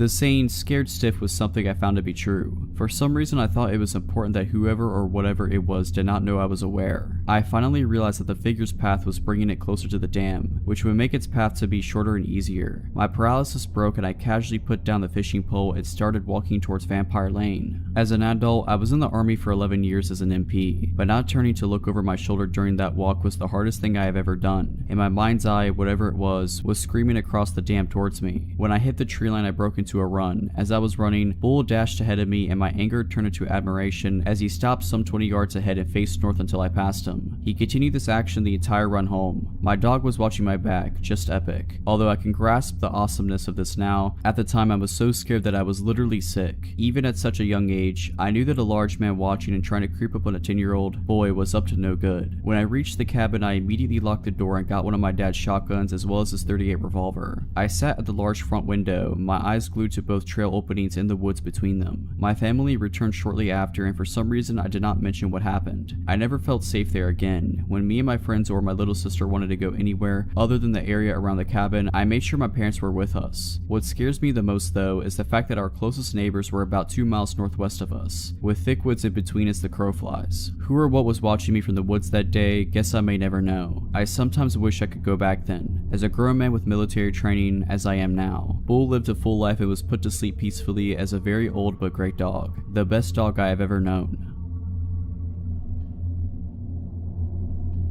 This happened a few years ago, and since then it has made me look at people very differently. I used to work in a strip mall out in a fairly rural area. Most people are recognizable even if you don't know them personally. People from out of the area frequently stop on their way through to other towns, so it's not like there are never out-of-towners, just that they might be easy to spot. Like in many places, we have a few homeless folks that hang around the shopping center, and they occasionally ask people for change or food. It could be a nuisance, but the folks that worked at the shops kind of kept an eye on them to help them out or to keep track of how they are doing. There's this one guy, let's call him Shane, that over the course of years has slowly gotten in worse and worse shape. He would be filthy and was clearly not doing well mentally, and was usually intoxicated. He always had several layers of clothing, and the pants that he wore on the outside of his other pants always sagged, making it hard for him to walk. He'd go missing for days and then show up again. We'd wonder what happened to Shane and ask around a bit, and a few days later he'd appear again. He was always so dirty. I always wished there was a way we could get him some help, but I didn't really know what to do. One day I was out in a major city that is about 80 or so miles away from where I work. I happened to see a well-dressed, very well-groomed gentleman that looked exactly like Shane, but at that moment I figured my eyes were deceiving me. This guy has an expensive looking shoulder bag, a new iPhone, and an Apple Watch. We were both in line at a popular food truck, and it was usually a long wait to order and get your food. Most people just mind their business and scroll on their phones while waiting. This guy, on the other hand, is staring daggers at me. I keep avoiding looking that way, but I keep glancing to see if he's still there, and at the time I want to look at him because I'm so curious about how much he looks like Shane. I glance his way and I have to stumble back because he's practically right up against me. He has such intense eyes. He sort of whispers to me, but really intensely, and tells me he knows where I'm from and what shop I work at. He gets closer and I can tell he smells good, and I can even smell his minty breath. I ask how he knows and he just smiles. I ask again and he smiles brighter, exposing a perfectly clean set of teeth, minus one tooth. I'm almost positive Shane is missing that tooth. I edge away, feeling more than a little uncomfortable. His order gets called up, but they say his name is James. The next few days I don't see Shane anywhere around the shopping center, and I ask around and no one had seen him for a few days. Someone says they hope he's okay, another person shrugs and says they wish they could do something to help him. The next day he is here, filthy as ever, grimy teeth, dirty fingernails, and wearing all his layers. He sits on the curb outside my shop and asks people for change. I decide to venture out and confront him. I'm 100% sure it's him, but I don't understand how he could get so filthy and smelly in such a short time. I ask him if he was in the city, and he looks at me through bloodshot eyes and mumbles that he'll kill me if I tell anyone. This takes me aback and I look at him puzzled. He slurs again that he will kill me if I tell anyone that he's not actually homeless. He starts to get worked up, but I ended up calling the police because I didn't know at that point what he was capable of. He wandered off and I haven't seen him since. If you're liking this video, all I ask is that you make sure to subscribe to my channel and like this video. Thank you.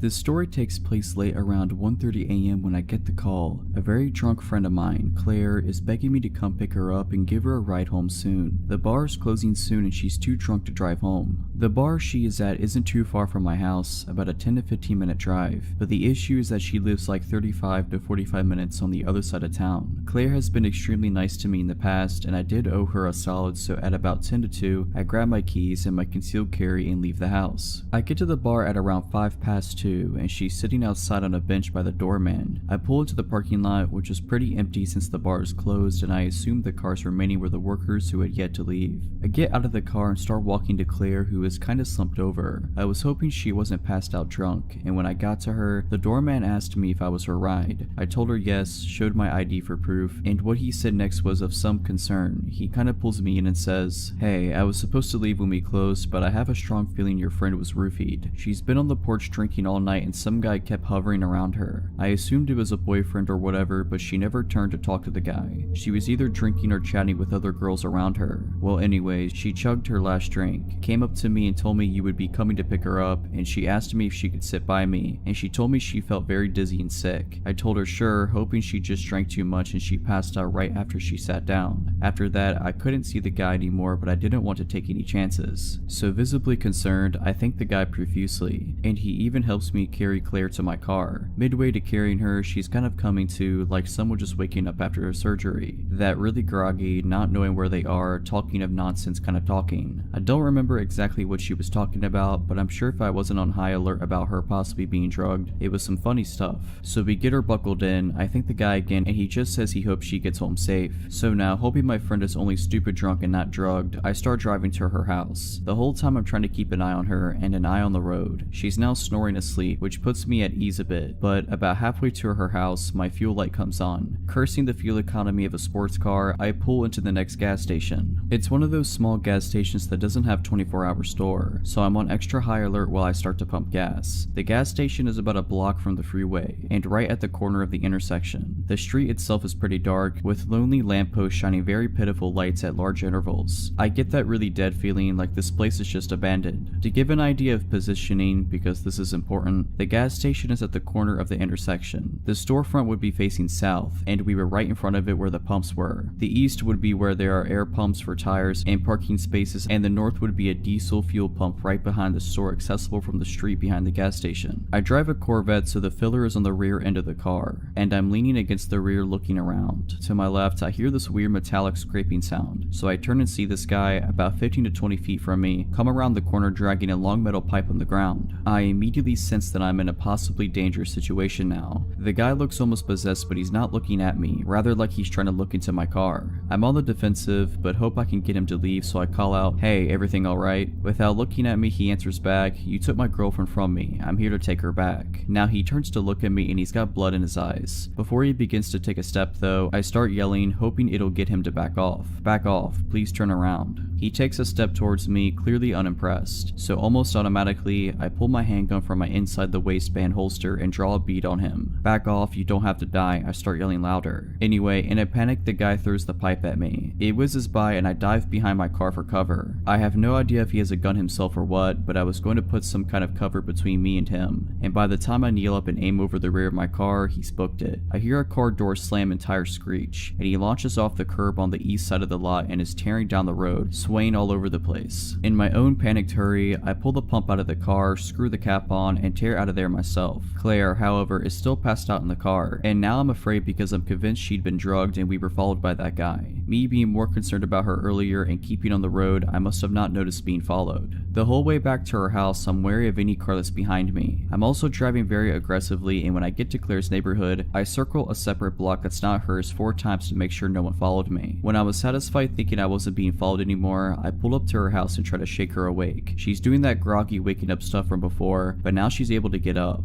I'm able to walk her. Thankfully, I was worried I was gonna have to call an ambulance if she didn't wake up, and I get her keys from her bag. I managed to walk her inside, and at this point she's kind of coming around, asking me what's going on, where she is, etc. I tell her she's home and get her to lie down. She's completely lost looking, and her eyes start welling up. She clings to me and starts sobbing. She's still very out of it, but I'm guessing she realizes something bad was going on or attempted on her. I was able to get her to lie down and get her to sleep. I write a note for her which pretty much said, "Hey, I'll be in the next room. We're going to the hospital in the morning to get you checked out." Fast forward to the morning, she's sick as a dog, and after she expelled some demons from her stomach, I drove her to the hospital where she got tested and treated. I still shudder to think what might have happened had I not had my CCW with me. Claire still doesn't remember much from the night except calling me and wanting to sit next to the doorman. They did a urine test at the hospital and found traces of rohypnol, roofies. In the days after we went to the bar and let them know what happened, I gave as good description I could of the guy. Claire decided against filing a police report and I respectfully went with her wishes. My advice is either be with friends you trust when you go out or at least be vigilant if you're by yourself. That night could have ended badly in 1,000 different ways, but thankfully everyone made it out safe.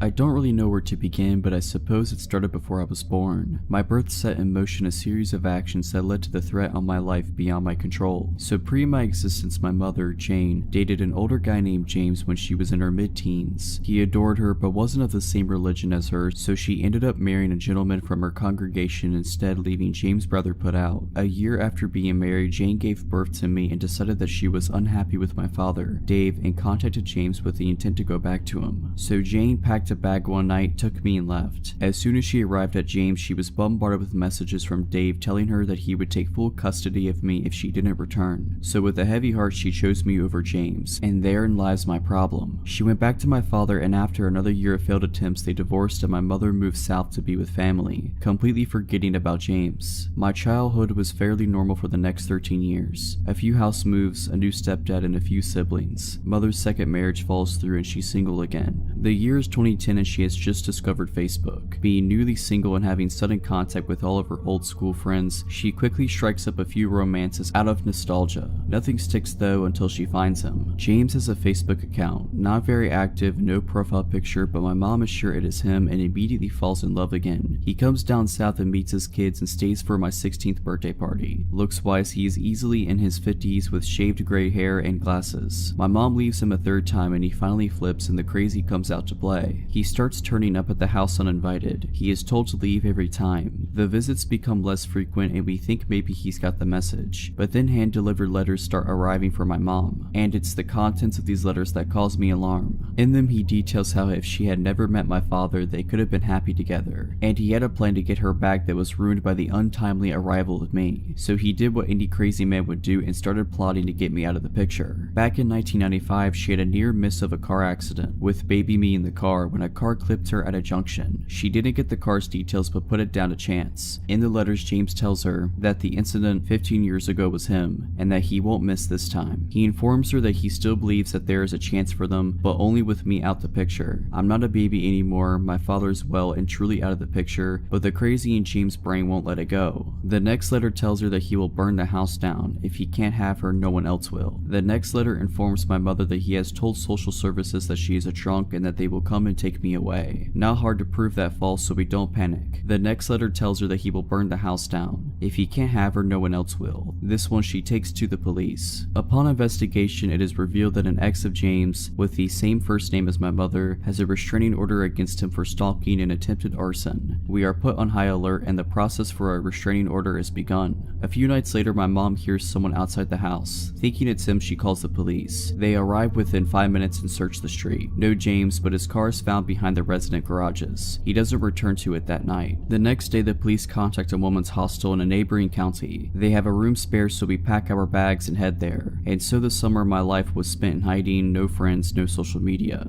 Well, I wasn't supposed to have social media, but using proxy servers on the computer in the teen's rec room, I was the only teen in the hostel at this point, was easy, and possibly very stupid. James began messaging me through Facebook, playing nice, telling me how much he loved my mom, and needed to know that she was okay. I ignored him and blocked his account. I had a number of fake accounts try to befriend me, and they were all blocked also. After 3 months, they find us a new house. We have a week to go back and pack up our old lives. So that's what we do, and now it's 8 years later, and I've moved several times since, including for university, and honestly haven't given much thought to the man who wanted to kill me so he could be with my mother. 2 years ago, I moved back up north not far from my birthplace. 2 weeks ago, I received an email on an old email account for a rental agreement. At first, I thought it was spam, but upon opening it, the name at the top read to James Smith, and the rental address was not too far from me, only a town away. That sick guy gave my email to the renters as his so that I would know he was nearby. I've heard nothing else, but I seriously hope that we don't ever meet again. This just happened to me a few nights ago and I am still shaken up, so bear with me. I am a female bartender at a small cafe that doubles as a venue. During the day we serve coffee and lunch, and at night we have a full bar with bands, comedy shows, etc. On this night, there was an open mic comedy show. Not a lot of comedians showed up, so we ended up closing up shop early and I was ready to go home. I had a patron come in and order a single beer during the comedy show. He was acting nervous. I get customers that are shy or don't want to talk to people, so I didn't think much about it. He sat down, sipped his beer, and watched the show. Since we closed early, everyone was pretty much gone and I wanted to lock up and clean so I could get home. After I escorted the last couple out of the bar and got ready to lock the door, I see the man from earlier walk down the back hallway and into the men's restroom. Not even a minute later, he burst through the door yelling, "Hurry, come back here, I need help." I stood at the opposite end of the hallway and asked him what was wrong. "The toilet is overflowing, there's water all over the floor, help me clean this up." I could tell that something was wrong and I replied, "It's okay man, it happens, I'll mop it up, I'm just trying to close it up right now." He continued to argue with me, trying to get me to come into the bathroom with him as I stood about 20 feet away down the hallway. Finally, he walks towards me very aggressively and tries to grab my arm. "You need to come back here now," he says. I immediately put my hands out in front of me so he cannot come any closer and I tell him he has to leave. He walks outside and I lock the door behind him. I check the bathroom and it is completely spotless, no water on the floor at all. I flush the toilet and the urinal and they are both working fine. I start to get nervous and I take my large pocket knife and clip it to my waistband of my pants just in case. As I'm cleaning our espresso machine and putting toppers in the liquor bottles, I hear a tapping noise. I look up at the front of the store, which is one big window that has a few curtains covering it. The same man is tapping on the window, waving at me and laughing like a maniac. I watch him walk over to the door and pull on it. It doesn't open since I had locked it after he left. He starts screaming and pounding on the glass, saying, "Open the door, I'm gonna kill you." Fight overcame flight at this point and I walked around the counter and about 6 feet from the door. I pulled out my knife and locked eyes with him and yelled, "I'm calling the cops, get out of here." He smiled and walked out of the view of the window. At this point, all of my adrenaline had crashed. I locked myself in the office and called 911 crying, explaining that I'm alone and a man tried to lure me into the bathroom and was outside trying to get into my bar. I waited an hour and a half, no police showed up. I called my boyfriend and he drove up to the shop. My manager watched the security cameras from home, making sure that the man didn't come back. I did the deposit and immediately drove home, my boyfriend following close behind me. My male busboy has been coming in to work with me so I'm not alone, and the managers have been keeping an eye on the security cameras while I'm working.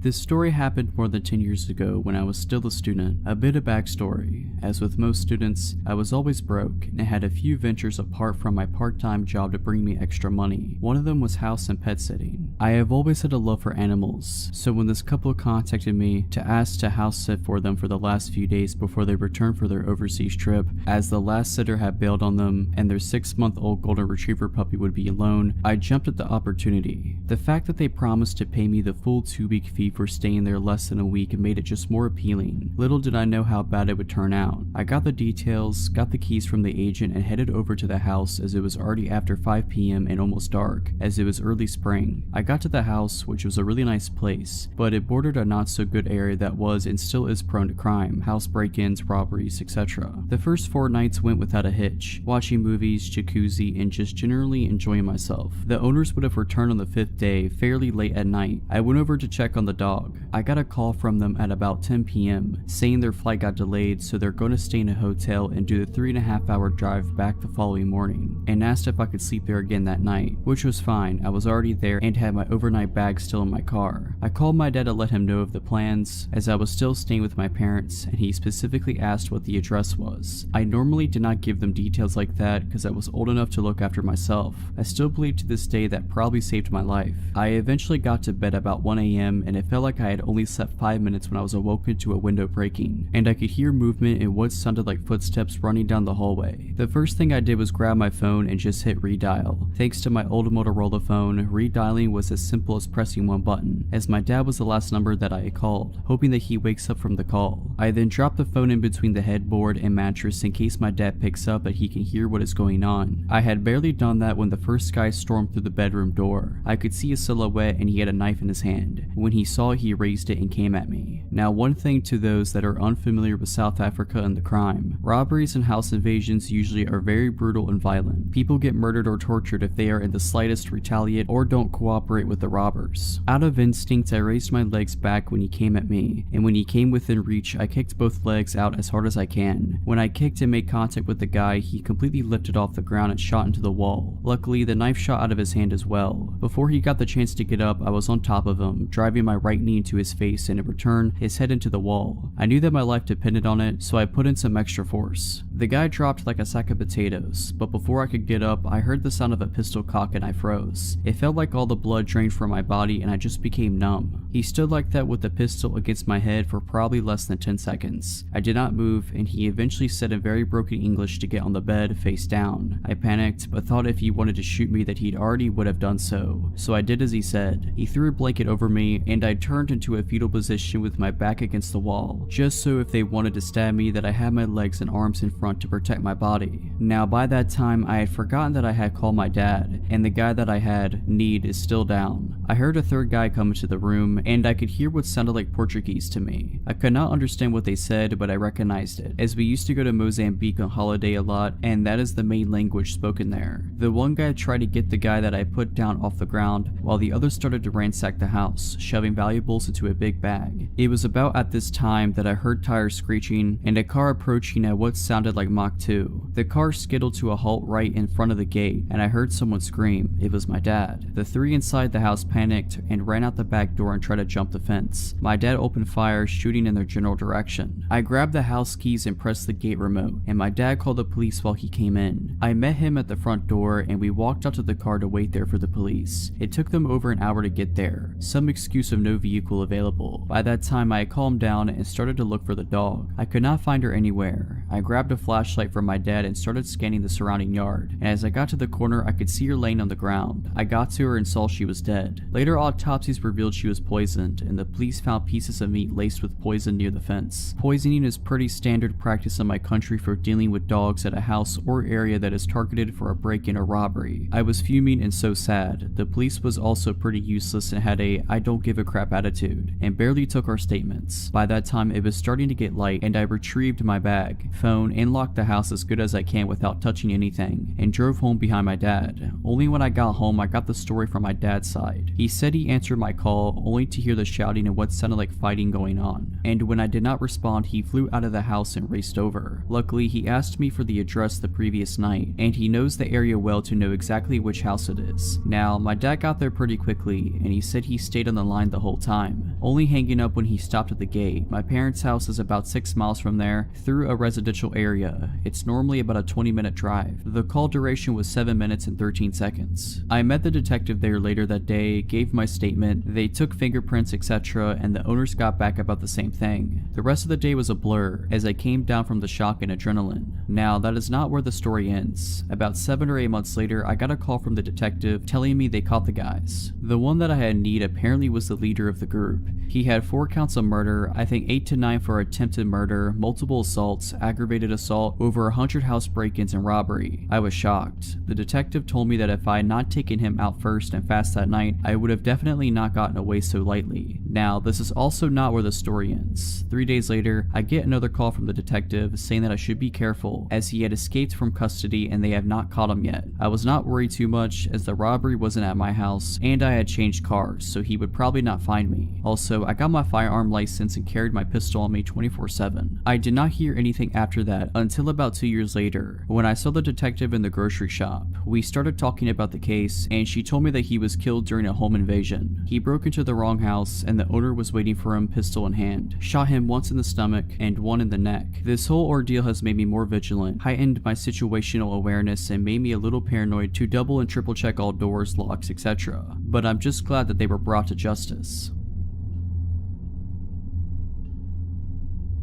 Back in the winter, I had returned home to New York City and was getting used to the usual schlep on the subway to get to and from work and around the city in general. I had just left a cancer fundraiser event around 7 PM and was only going a few stops over to where my house was on the N train. My little sister and I sat chatting quietly as the train began to move. A medium-built man with a gray pea coat and a beanie made contact with me and hurried over. He bent down close to my face, extending his arm out for a handshake and said, "Hello there, you are very beautiful. How you doing? What's your name?"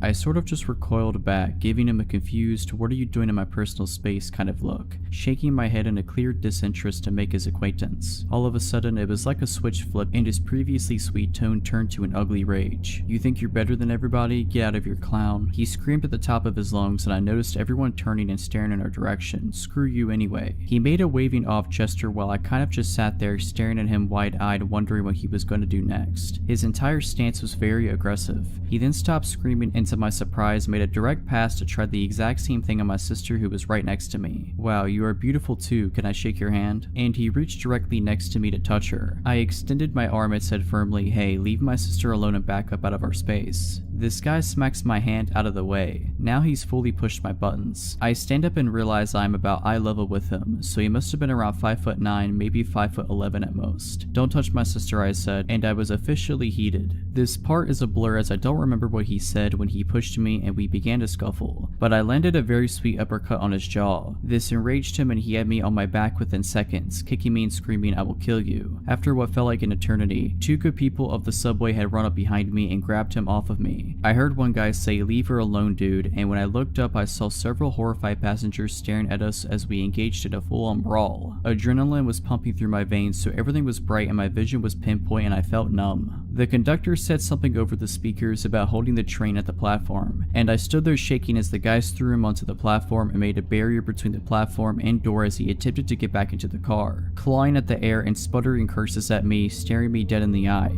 The subway doors finally closed, locking him out. He pounded on the doors as though possessed by a demon, screaming so loud you could see every vein in his neck as he pounded on the glass. His eyes were so bloodshot they almost glowed red, and his voice was so loud it pierced through the entire car. "I will kill you." Then the subway car pulled away from the station. Someone pointed to the ground. He had dropped his cell phone in the altercation. It was unlocked. I found out everything I could about this crazed stranger. His name, his social media handle, saw all of his selfies, the fact that he had been trying very hard and was unsuccessful at getting laid. His text messages revealed he was a drug dealer of some sort. I suspected crack because of the prices, increments, and wording of the text, which would also kind of explain his violent outburst. I had seen my fair share of crazy in New York City, but it hadn't gotten this up close and personal in years. I was shook and emotional following the attack. I went to the police station with my aunt and uncle soon after to file a report. I gave them his full name and they said they had a lot of people in the system with the same name. I said, "Well, I have all the specific info I got off the phone." They said they couldn't use anything off the phone without a warrant. They ended up taking his cell phone from me and nothing ever really came of it, except for the huge bruise I had from getting a blunt kick to the thigh. An officer came by my house a few months later with some photos of extremely similar looking men, none of which I could confidently identify as my assailant. Haven't heard a single thing since I filed the report and I couldn't find the guy on social media again. I just hope the man is found and arrested. So, a little backstory. I was a dancer for 6 years. I have worked in many cities and clubs. At the time of the story, I wasn't a rookie. I was well versed in the industry. At the time this took place, I was like 20 or 21. It was also in Texas at one of the upscale clubs. I never imagined something like this would happen in this place, but apparently I was wrong. I started my shift at about 6 PM. I like to get there early, meet with some of my regulars before the crowds come in. It was like 8:39 and this really good looking guy came in with some friends. They were all older, like 40 to 45.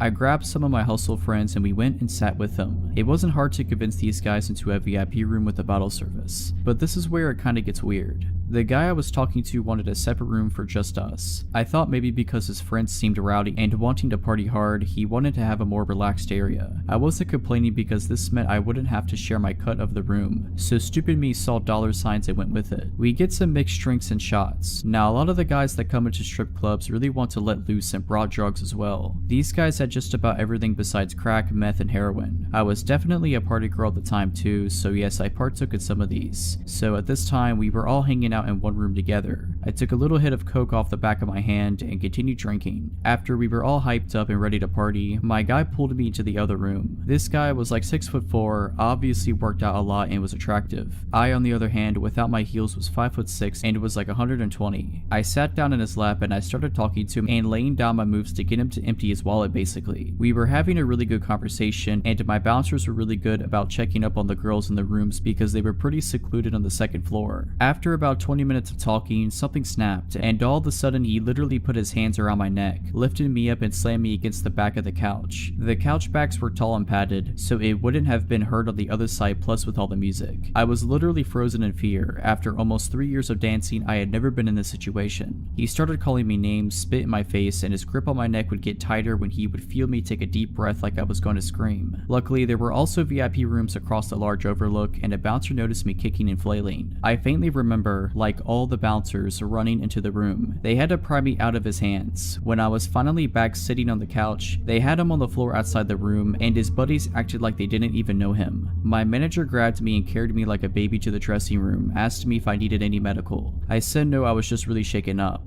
His buddies talked to my manager and basically gave me guilt money for that happening. Apparently he was going through a bad divorce and just snapped on me instead of his ex.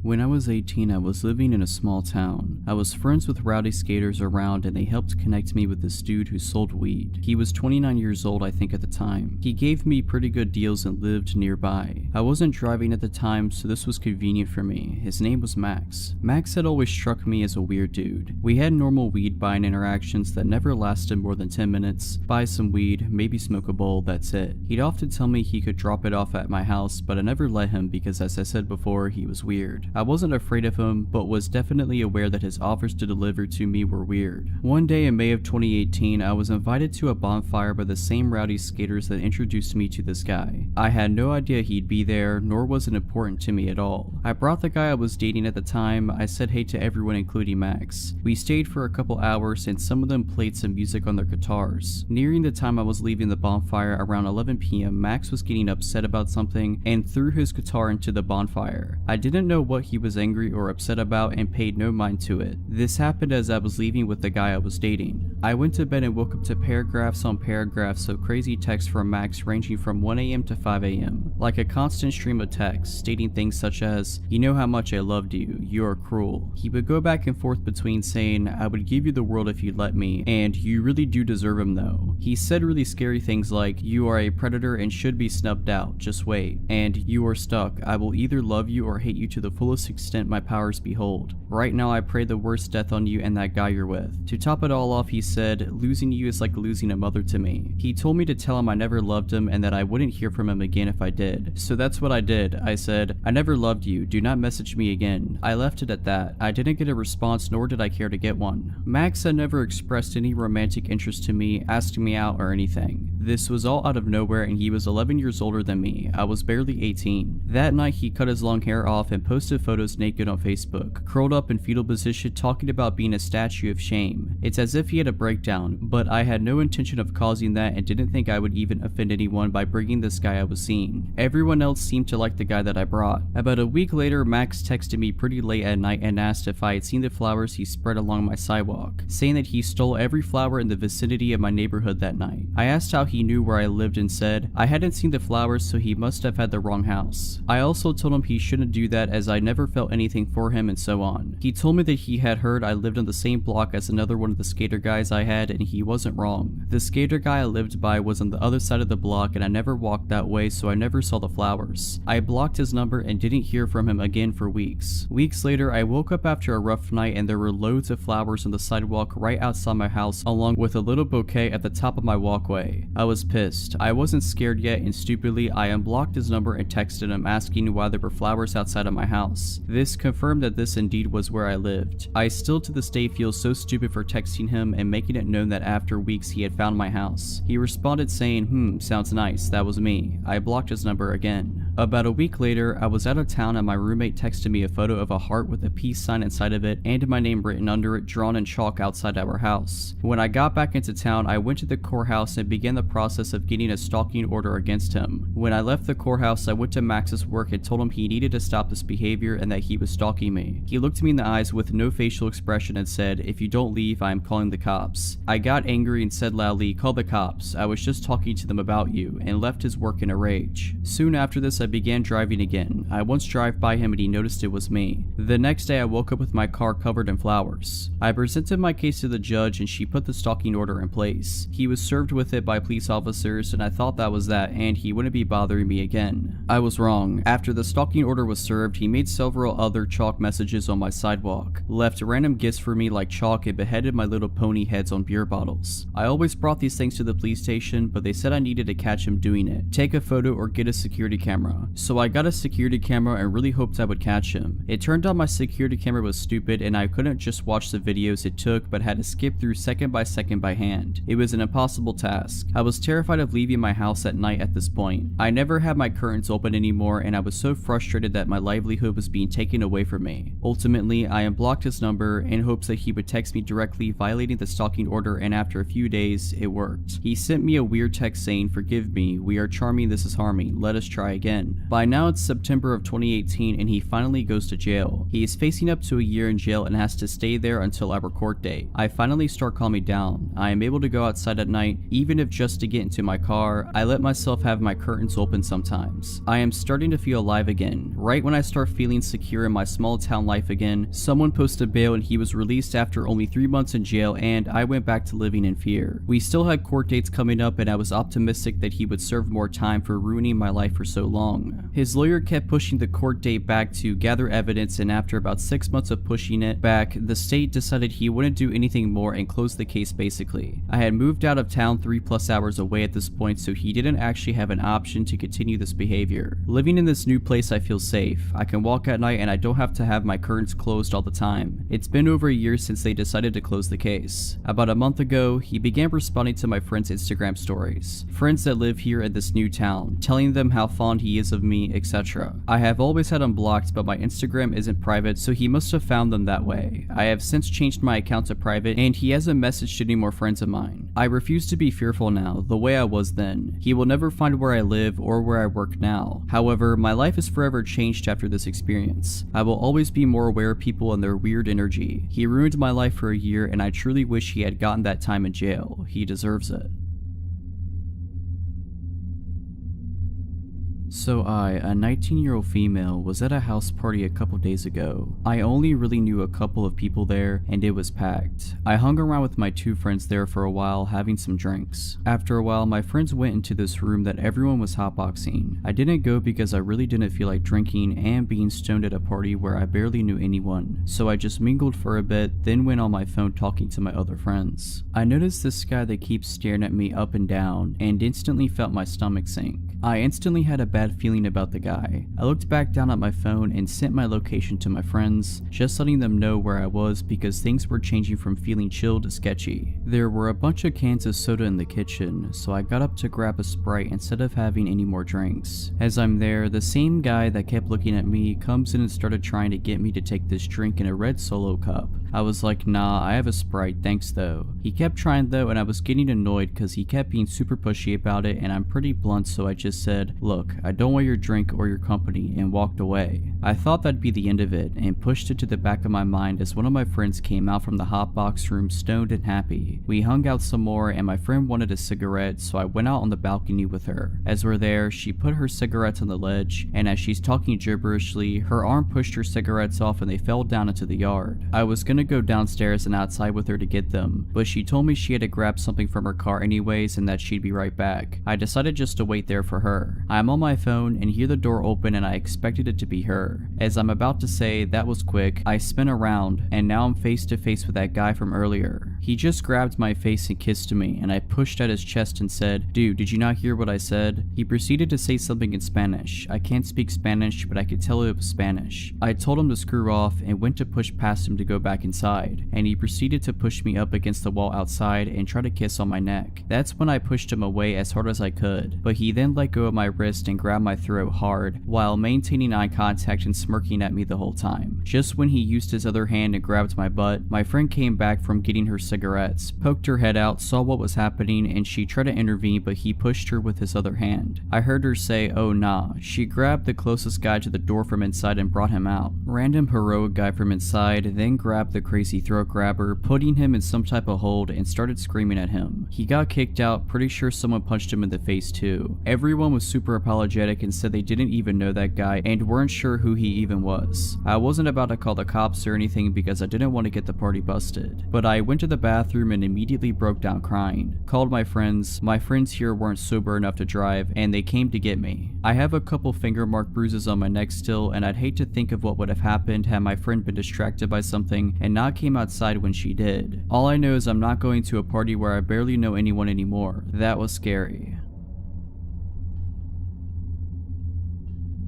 This happened when I was 4 or 5 years old. I was at a rather large toy store with my dad and sister, who is 2 years older than me, so that I could pick out a birthday present for a friend of mine. My dad and I were looking at the Lego aisle they had available, while my sister was shuffling around, bored out of her mind. At some point she wandered away. I was looking at the box of a castle set, wishing that it was my birthday coming up, when my sister returned and tugged on my dad's arm. "What is it, sweetheart?" he asked without looking away from the box he was holding. I think he also wished it was his birthday coming up. "There's a man." "Oh, never mind, he's gone now." My dad looked at her, putting the box back on the shelf. "What man?" he asked. "There was a man who asked if I wanted to come see his puppy, and I said that I'd have to ask you first, but I don't know where he went." My dad took the box out of his hands and put it back on the shelf, then took my hand in his and put his other hand around my sister's shoulders. "Well, let's go find him," my dad exclaimed, and began leading us toward the checkouts. Now, like I said, this toy store was rather large, and we were walking pretty fast. When we got near the checkouts, my sister pointed at a man who was just about to leave the store and said, "That's him." I could see how she recognized him from behind, as he had very long hair. It went halfway down his back. I remember him having a black winter coat on, which was strange because it was a pretty warm day. We walked even faster until we were at the nearest checkout, and my dad said to us, "Stay here with this nice lady for a second," referring to the cashier. He then ran up behind the man, who was now almost out the door, and threw his hand on his shoulder so hard I could hear it. My dad spun him around to face him, then began yelling, "Where's this puppy you wanted to show my daughter?" People around started looking over at the commotion, and my dad continued, "You wanted to take my daughter to see your puppy. Where is it? I want to see the puppy too." The man was stammering and stuttering and trying to get away, but my dad had a firm grasp on the guy's shoulder. Turning his head to where we were standing, my dad yelled to my sister, "Is this the guy who asked you to come see his puppy?" My sister silently nodded her head and then looked at her shoes. I think she thought that she was in trouble. I didn't blame her. Our dad was yelling really loudly, "Is the puppy in your car? Where's your car? Is that it over there?" He pointed out the glass door into the parking lot. "Or is that your car? Is that where the puppy you wanted to show my 6-year-old daughter is?" I remember thinking that if he just let go of the guy, he could lead us to the puppy. Before I knew it, 3 men in yellow jackets had come. There was a word on their jackets which read security. My dad let go of the man and the security guards held him instead. My sister was crying by this point. My dad walked back to us, once again taking my hand in one of his own, and putting the other around my sister's shoulders. He asked the cashier if she had a phone he could use, and she took us to the office. He called our mom to come pick us up, then assured my sister that she was not in trouble. In fact, she was in the least amount of trouble anyone has ever been in the history of the world, simply by coming and asking for his permission to see the puppy. I asked him if we were still going to see it, and he just looked at me and said, "Sorry son, the puppy ran away." Our mom came in just a few minutes, and as we were leaving, there were police cars pulling up.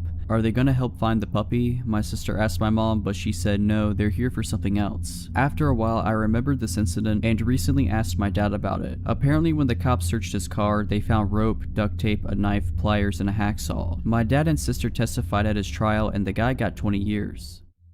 If you're liking this video, all I ask is that you make sure to subscribe to my channel and like this video. Thank you.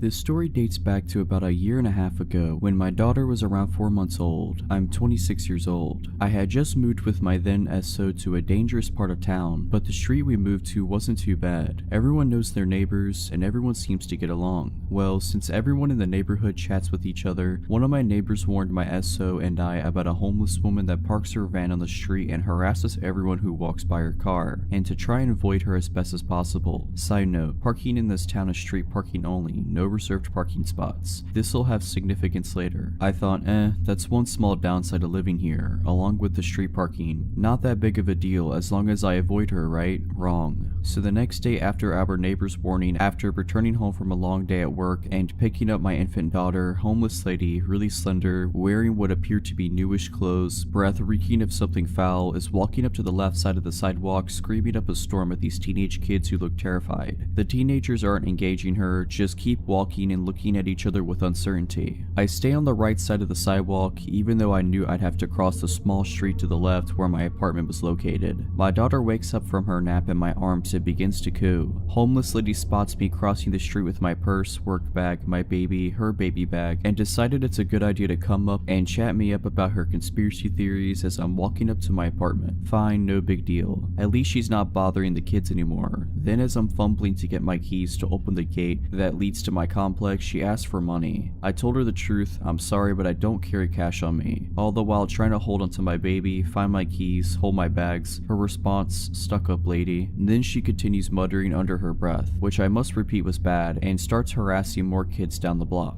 A couple months go by and she continuously comes up to harass me, as if she doesn't recall who I am every single day. Every day I politely apologize and say I need to get home, or I don't have any money, still, or I simply don't have time to chat right now. Every answer I gave her was met with an insult both directly and under her breath. At this point, I am still not concerned. I've always had a soft spot for the homeless, and I am aware that this lady has severe mental illness. I always apologize for not having money to give, even through the insults. One night, around midnight, my daughter wakes up crying horribly. My SO and I take her temperature, 103 fever. I tell him it's time to take her to the emergency room immediately before it gets worse. We gather everything up, and I gently take her from bed and lay her against my chest. She's so helpless, weak, burning hot, and whimpering terribly. I still want to tear up thinking about it to this day. So as we walk out of the apartment, my SO says he will run down 3 blocks to grab the car. Remember, it's all street parking, so we often had to park blocks away. I say okay, I'll stand in front of the apartment so he could just pick us up and we can book it to the ER. Wrong choice. I watched as he ran all the way down the street and turned the corner out of sight. Then I look back at my baby and start rocking and shushing her, so that maybe she could get a little bit of sleep/rest before being up at the hospital all night. Moments later, when I look up, homeless lady walks around the same corner that SO just ran around and makes a beeline straight towards me. I get a little uneasy as I have a sick baby in my hands, but maybe she'll leave me alone this time, right? Nope, that was wishful thinking to the max. I'll label homeless lady as HL and me as me. Homeless lady, in a voice loud enough to wake up the entire block. Oh hey there sis, daddy just told me that baby's done sick and she needs a healer. Me, still trying to gently rock my baby as she startled back awake and wondering why he told this lady about my baby being sick.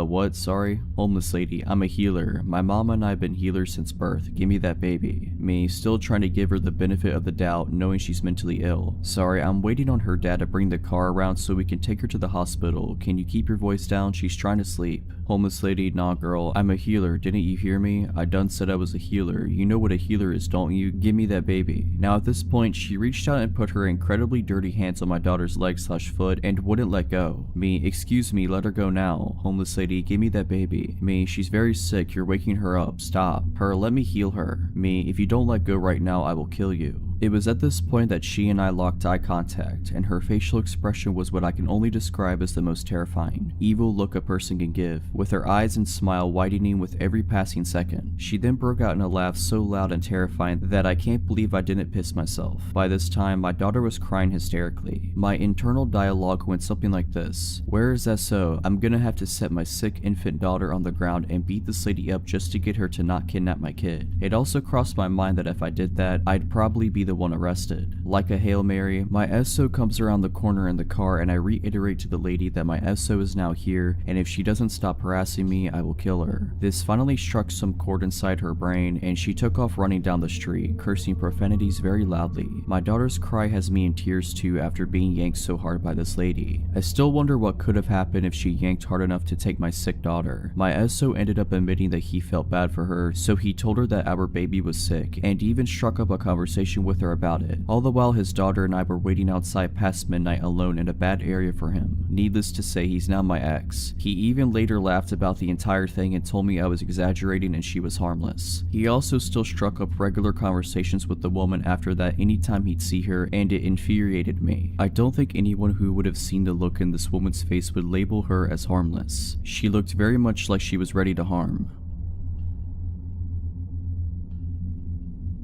From 2006 to 2011, I worked in the electronics department at the local Walmart in the small city I lived in. Through those 5 years I had worked there, I had plenty of creepy encounters with strange customers, especially considering the state hospital was directly across the road. This story isn't just a regular old creepy encounter, but something that would lead me to being stalked for nearly a year. It all started in 2010 on a night I was working second shift. I was doing my end of shift ritual when a woman in her late 40s interrupted me. She was with a little girl no more than 3 or 4 years old. "Excuse me, I need help with my cell phone." She spoke softly and proceeded to tell me her problem. I need to turn my phone into a straight talk phone. The girl earlier said you could do it. I said, sure, let me see what I can do. She handed me a 6-year-old phone from Verizon and I knew as soon as I saw it I wouldn't be able to do what she wanted. I explained that she would have to buy a new phone from Straight Talk and transfer her old number. Basic stuff really. Now, I always took my job seriously and held myself to the highest standard of customer service. I did nothing to actually piss off this lady, but sure as it is, she was pissed. Why would I buy a new phone? I already have one. She starts screaming at the top of her lungs. Her claims of me upselling her and being a corporate goon. I finally managed to defuse the situation, and as she left the apartment, she gives me the classic, "You'll never get a job in this town again." As I'm getting ready to leave my shift, my manager stops me and tells me I got a complaint at customer service from a lady claiming I swore at her granddaughter. Apparently I told her to screw off. I explained what happened and he just laughed it off. My managers knew it was very unlike me to say anything like that to a customer. I wish the story ended there. For the next several weeks I would get complaints about things I'd never done, sometimes even on my days off. I would come into questions from management nearly every day. It was complaints ranging from me being rude to a customer all the way to me doing drugs in the parking lot on break. All these complaints were coming from 2 women. As it turned out, it was the cell phone lady and her adult daughter. It turns out they have even been scoping out my work schedule and started coming in nearly every day. They would walk through electronics to make sure they saw me, and later that night I would have a complaint. This happened for months. It happened so much management deemed her, my name, favorite customer. To be honest, I didn't care much. I even thought it was pretty funny. I never got in trouble and everyone knew these ladies and just blew it off. I started caring when she took it to a new level. She started to follow me around. I would see her when I was around town. She made it clear she knew where I lived and would regularly walk by my house. I would see her standing out front just looking at my place. I began getting complaints to the city about my property, grass too tall, the old shed in my yard, my fire pit, basically everything. She even found out my girlfriend's name and began complaining at her job. I knew it was her. She would make it so clear that she was following me. Sometimes she would stop in and ask me questions at work and act like the nicest customer. A few times she asked me things like, "How's your girlfriend?" or my favorite, "How can you afford that big house on your little Walmart wage?" For about 7 months she stalked and slandered me. I started telling her I knew what she was doing and to stop.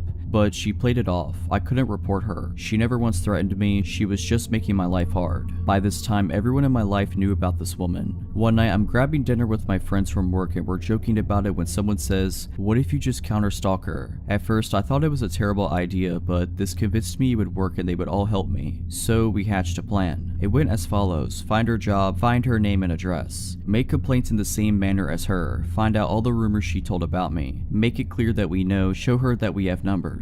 I found out her information easily enough. Turns out she didn't live anywhere near me. I was even friends with a few of her coworkers. They would keep me informed on crazy stuff she said about me and even told her to stop. We began doing exactly what she was doing to me. We did this for about 4 months. The more we dug into her life, the more I found out about how obsessed she was over getting me in trouble. She had claimed that I assaulted her. She urged others to report me and follow me. She told police I was a potential drug dealer. Eventually we won though. She started putting together that there were 6 of us digging into her life and asking questions about her. My last month at work I didn't get a single complaint. In fact, I never even saw her anymore. The day after I quit though, I heard she was in the store complaining about a new person after asking one of the managers why I quit. I'll honestly never understand why she was so bent on destroying me. I just told her to buy a $20 prepaid phone.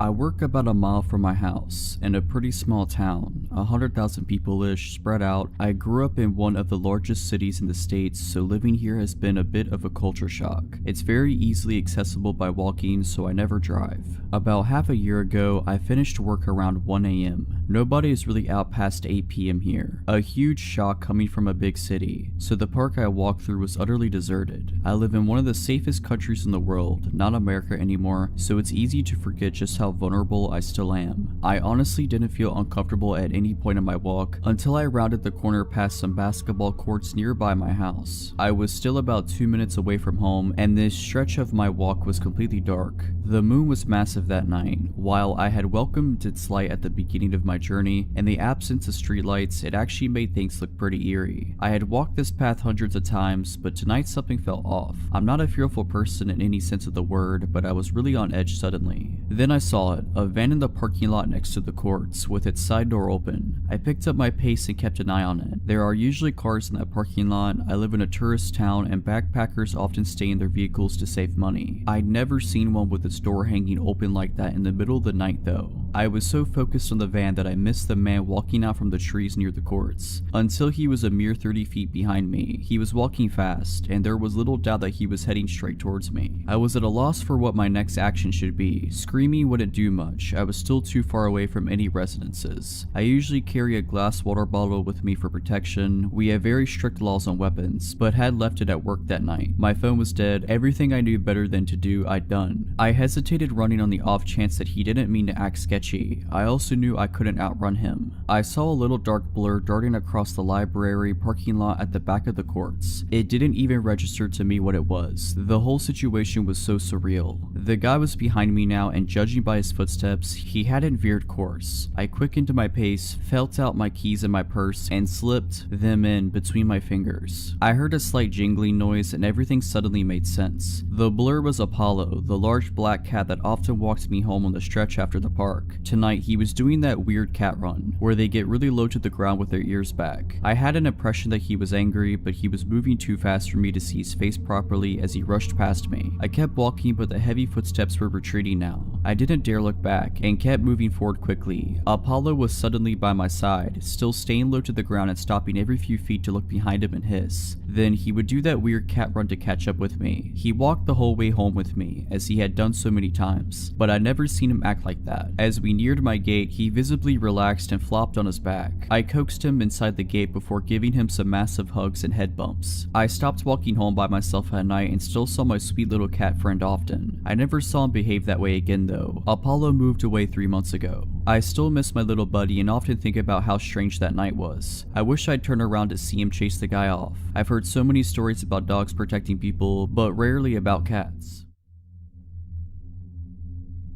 I am 20 years old. I live in the suburbs in a small residence of 6 houses. My gate is very often broken, including today. That means 80% of the time it is wide open, so everyone can fit into the small courtyard. My house has 1 floor. There are 4 bedrooms, including mine, and downstairs there is a guest bedroom, which is used as a treatment room because I have big health concerns. This is where all the equipment, medicines are stored, like morphine and doses that could kill an average person, and this is where the care takes place. Also, I have a dog. I am very close to him. He is a little bit all of my life. He feels everything to the point of feeling my epileptic seizures before they happen. To recognize the nurses who are arriving, he recognizes by the sound of their tires when they arrive in the yard. He never barks except when there is a problem. And finally, a nurse spends 4 to 5 times a day to give me care at home, including infusions. This is important for the story. That morning, like every morning, my liberal nurse arrived at 8 AM. For the rest of the story, I'll call her Sandra. She takes care of me as usual. That is to say, an infusion of of a painkiller. She replaces the antibiotic diffusers, she makes me do blood tests, and remakes the cassette of my morphine pump. We usually chat about everything and nothing. She tells me stories with patients during the treatment. My nurses are an integral part of my life. They have looked after me for 6 years now. She leaves after 40 minutes and says, "See you later. I'm sure I'll be a little late, don't worry." That day, I have a medical appointment in the morning, and I'm alone all day because my parents are working, except the nurse's passage every 4 hours. Once back from my meeting, I sit on the sofa with my dog while waiting for my nurse. After a while, I hear the tire noises. I get up because I think it's the nurse, but my dog started to growl behind the door. I look at the time, 11:50 a.m. I tell myself that it is a bit early, but sometimes instead of going after, my nurse exchanges me with the patient from before. I hear a knock. Surprised, I go to open it. Usually the nurses come in like that, and I see a young woman standing, whom I have never seen. She said to me, "Hello, are you? My name. I'm Camille, a third-year nursing student. Your nurse will be a little late, so she told me to come and start preparing and she will arrive." I'm not wary at all. I'm used to students coming, but I'm just a little surprised that Sandra didn't warn me, because usually she warns me in the morning or sends me a message, and then she never leaves a student alone when it's the first time we see each other. I tell myself she must have forgotten to tell me. I bring her in and show her the way to the treatment room. I take out the things for treatment while she washes her hands. My dog is weird. He growls at her as soon as she approaches me and he turns around me. I was embarrassed, so I left him in the living room and closed the door to be quiet. I don't really care what she does, so I let her do it. I'm on my phone at the moment. She begins to put the IV on the infusion stand and takes a syringe. Normally, we rinse my central catheter with a syringe of serum already made. You just have to open the packaging, and there I see it's not a pre-made syringe, but a syringe that she has prepared. I look up and see that the ampules for my treatments are intact and have not been opened, yet I did hear the sound of the ampules breaking. I'm starting to think it's weird, and there she starts to approach me to inject the syringe when I get a message from my nurse. "I'll be there in 5 minutes. Can you start pulling out the material?" My blood has only run for one spin. I got up and said, "I'm just going to the toilet, I'll be right back." I ran and locked myself in the downstairs toilet. The whole time my dog was barking and growling. When I opened the door, he followed me straight up, so we were both in the toilet. So I sent a message to my nurse, "Camille, your student is here, don't worry." And then she replied, "Who?" I started crying in the toilet and was really scared. Camille came by and asked, "Is everything okay?" I think she could see I was staying a long time. I said, "Yes, it's going to happen." Then I heard my front door slam. 2 minutes later, I hear it reopen, but I hear my nurse. I came out of the toilet crying. She asked me what happened. I told her about it and showed the treatment room. So we called the police, they came and they examined, took samples, and the syringe and the rest of what Camille had prepared. The test results were received a few days after receiving the products in the syringe and the infusion. In the syringe was a paralyzer. She had put a dose that could have paralyzed a man of 120 kilograms. I'm 40 kilograms. And in the IV, it was medicine to lower the heart rate, but it was so concentrated it could have stopped anyone's heart. Today, we still don't know who Camille is, and luckily I have never heard from her again. In retrospect, I realized that my dog had sensed that this person didn't want me well, and I tell myself that I should have watched her because she was just a student, and that my treatments are not paracetamol, and I keep wondering what could have happened if I hadn't looked at my phone.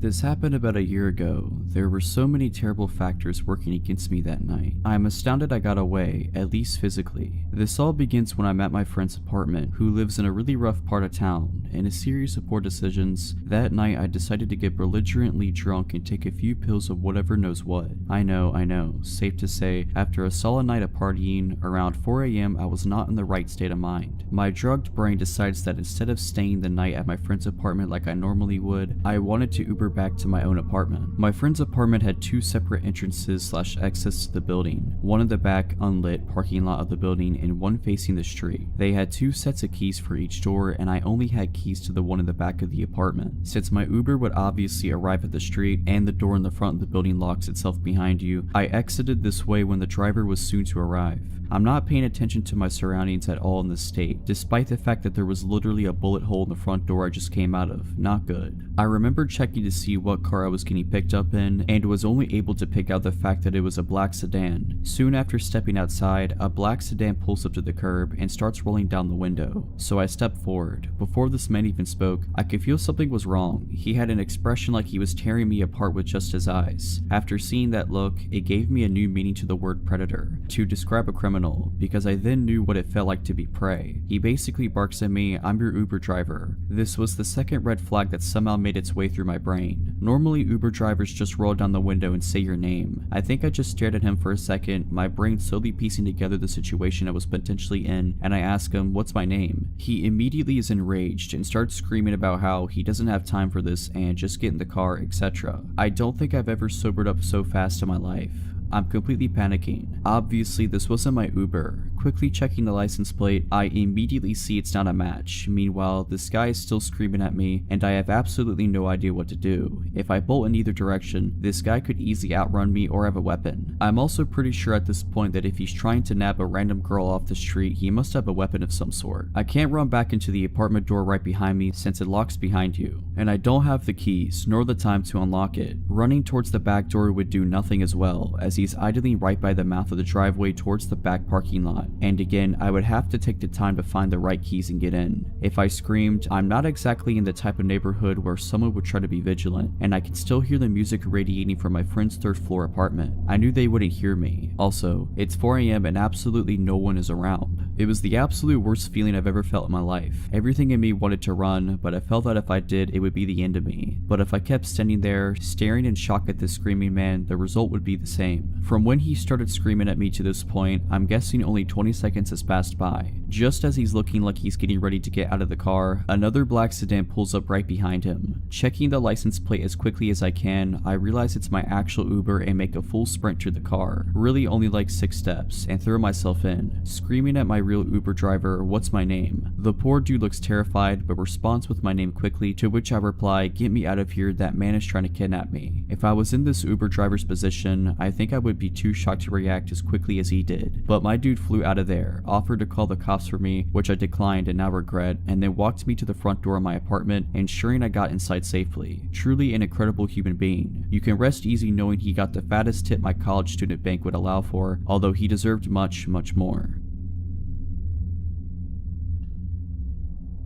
I was one of those kids you see walking around zoos or amusement parks wearing a leash. Those were already a thing 20 plus years ago but less common, and were initially only tied around the wrist. In my case it was a necessity. I would always start wandering off from the rest of the family no matter what situation. This is one of the stories that led to me earning my leash. It happened when I was about 6 years old and I went to the zoo with my mom and sisters. Before every family outing, my mom made sure to give me the talk about not walking off again or face the consequences. My mom was a strict parent that made good on her promises. She had to, being a single mother of 3. I didn't try to disobey her per se, but I often just didn't pay attention to the world and people around me. No different this day, I behaved and followed the group for a while, but then a butterfly garden caught my attention and off I was. When I finally realized I separated myself from my mom and sisters again, I panicked and started walking around the zoo looking for them, being afraid for my mom's reaction more than anything else. After a while, I somehow got it in my head that if I could just walk out, find our car and wait there, my family would eventually find me. So I did. I got lost within a couple of minutes, walking around a strange neighborhood looking for either our car or the way back to the zoo. Nothing looked familiar. I started crying. Then this man came up to me, just normal looking, about 40 years old, asking if I'm lost. I explained I lost my family when we were visiting the zoo and I'm looking for the way back. I couldn't believe my luck when the man told me he had just come from the zoo and saw a family there standing near the entrance who were waiting for a little girl with blonde hair and a baseball cap.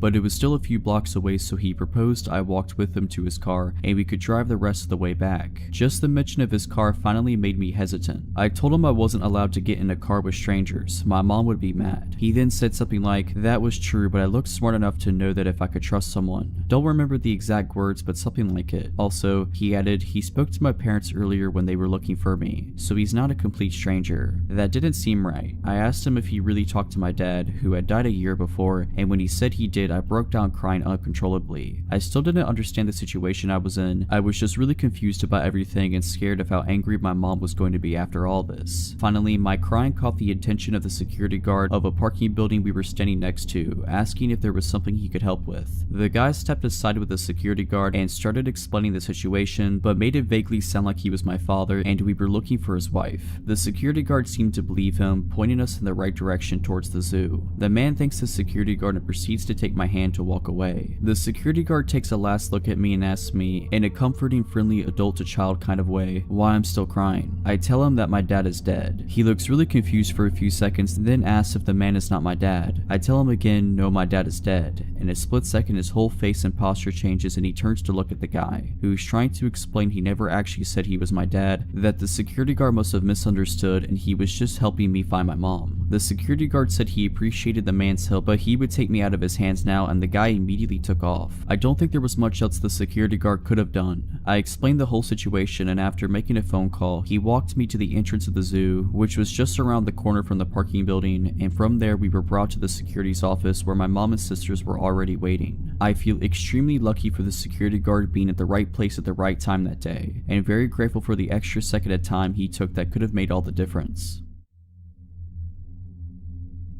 I, a 24-year-old female at the time, was 21 years old. I lived in a larger small city in the Midwest. At the time, I had no car, a bicycle, and hardly enough money for the public buses. I worked at a retail battery, lighting, and repair store. I worked full-time and only lived a little over a mile from my job. Because of my willingness to learn and my close proximity to work, I often worked all sorts of hours, mostly by myself. This time I wasn't the person closing and had a coworker, Joey, 22-year-old male, who came in for a part-time shift after he wrapped up classes at the local college. We had a close friendship and we often stood up for each other and stood in when we were flustered or needed to go to the bathroom in the back. Joey received a phone call for a possible repair on a smartphone, possibly LG low-tier phone though, and he wasn't 100% sure if it was a phone that we could repair. He asked the young female caller to stop by for a consult. She had quickly agreed and said that she would stop by at around 5:30 p.m. This was a night that I was supposed to get done at 6 p.m. and catch the bus at 6:12.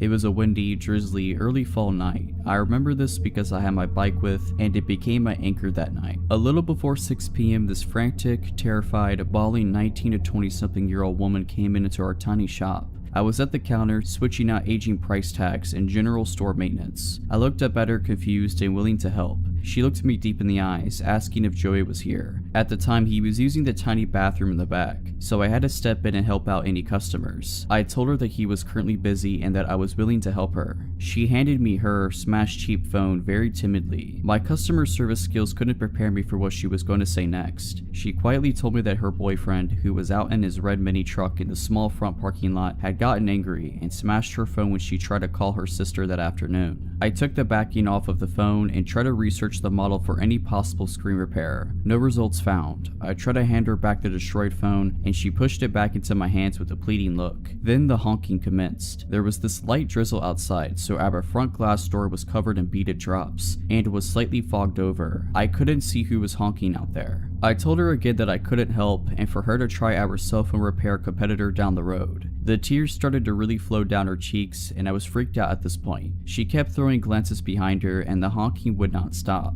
I shook with fear and rage at this point. I myself was in a domestic abuse situation at the time and knew what this girl was experiencing. I broke my lock stare at her and tried to look at our system a second time for a replacement screen. Nothing again. I looked up from my computer and saw a shadowy figure of a young man pacing in front of the store. I was just happy that the honking stopped, but I was increasingly shook up. My whole body vibrated with fear, and I whispered across the counter if she needed me to call 911. She slammed her hands down on the counter and said that I couldn't do that. She begged me not to. At this point, Joey came out from the back and asked me what all the honking was from. We had a lot of elderly, farmers, lazy, and disabled customers that would honk their horns for us to pick up heavy battery cores from their cars. He thought that it was one of those situations, but with the looks on our faces, he knew something horrifying was happening. The young guy stopped pacing outside and began banging on our front door.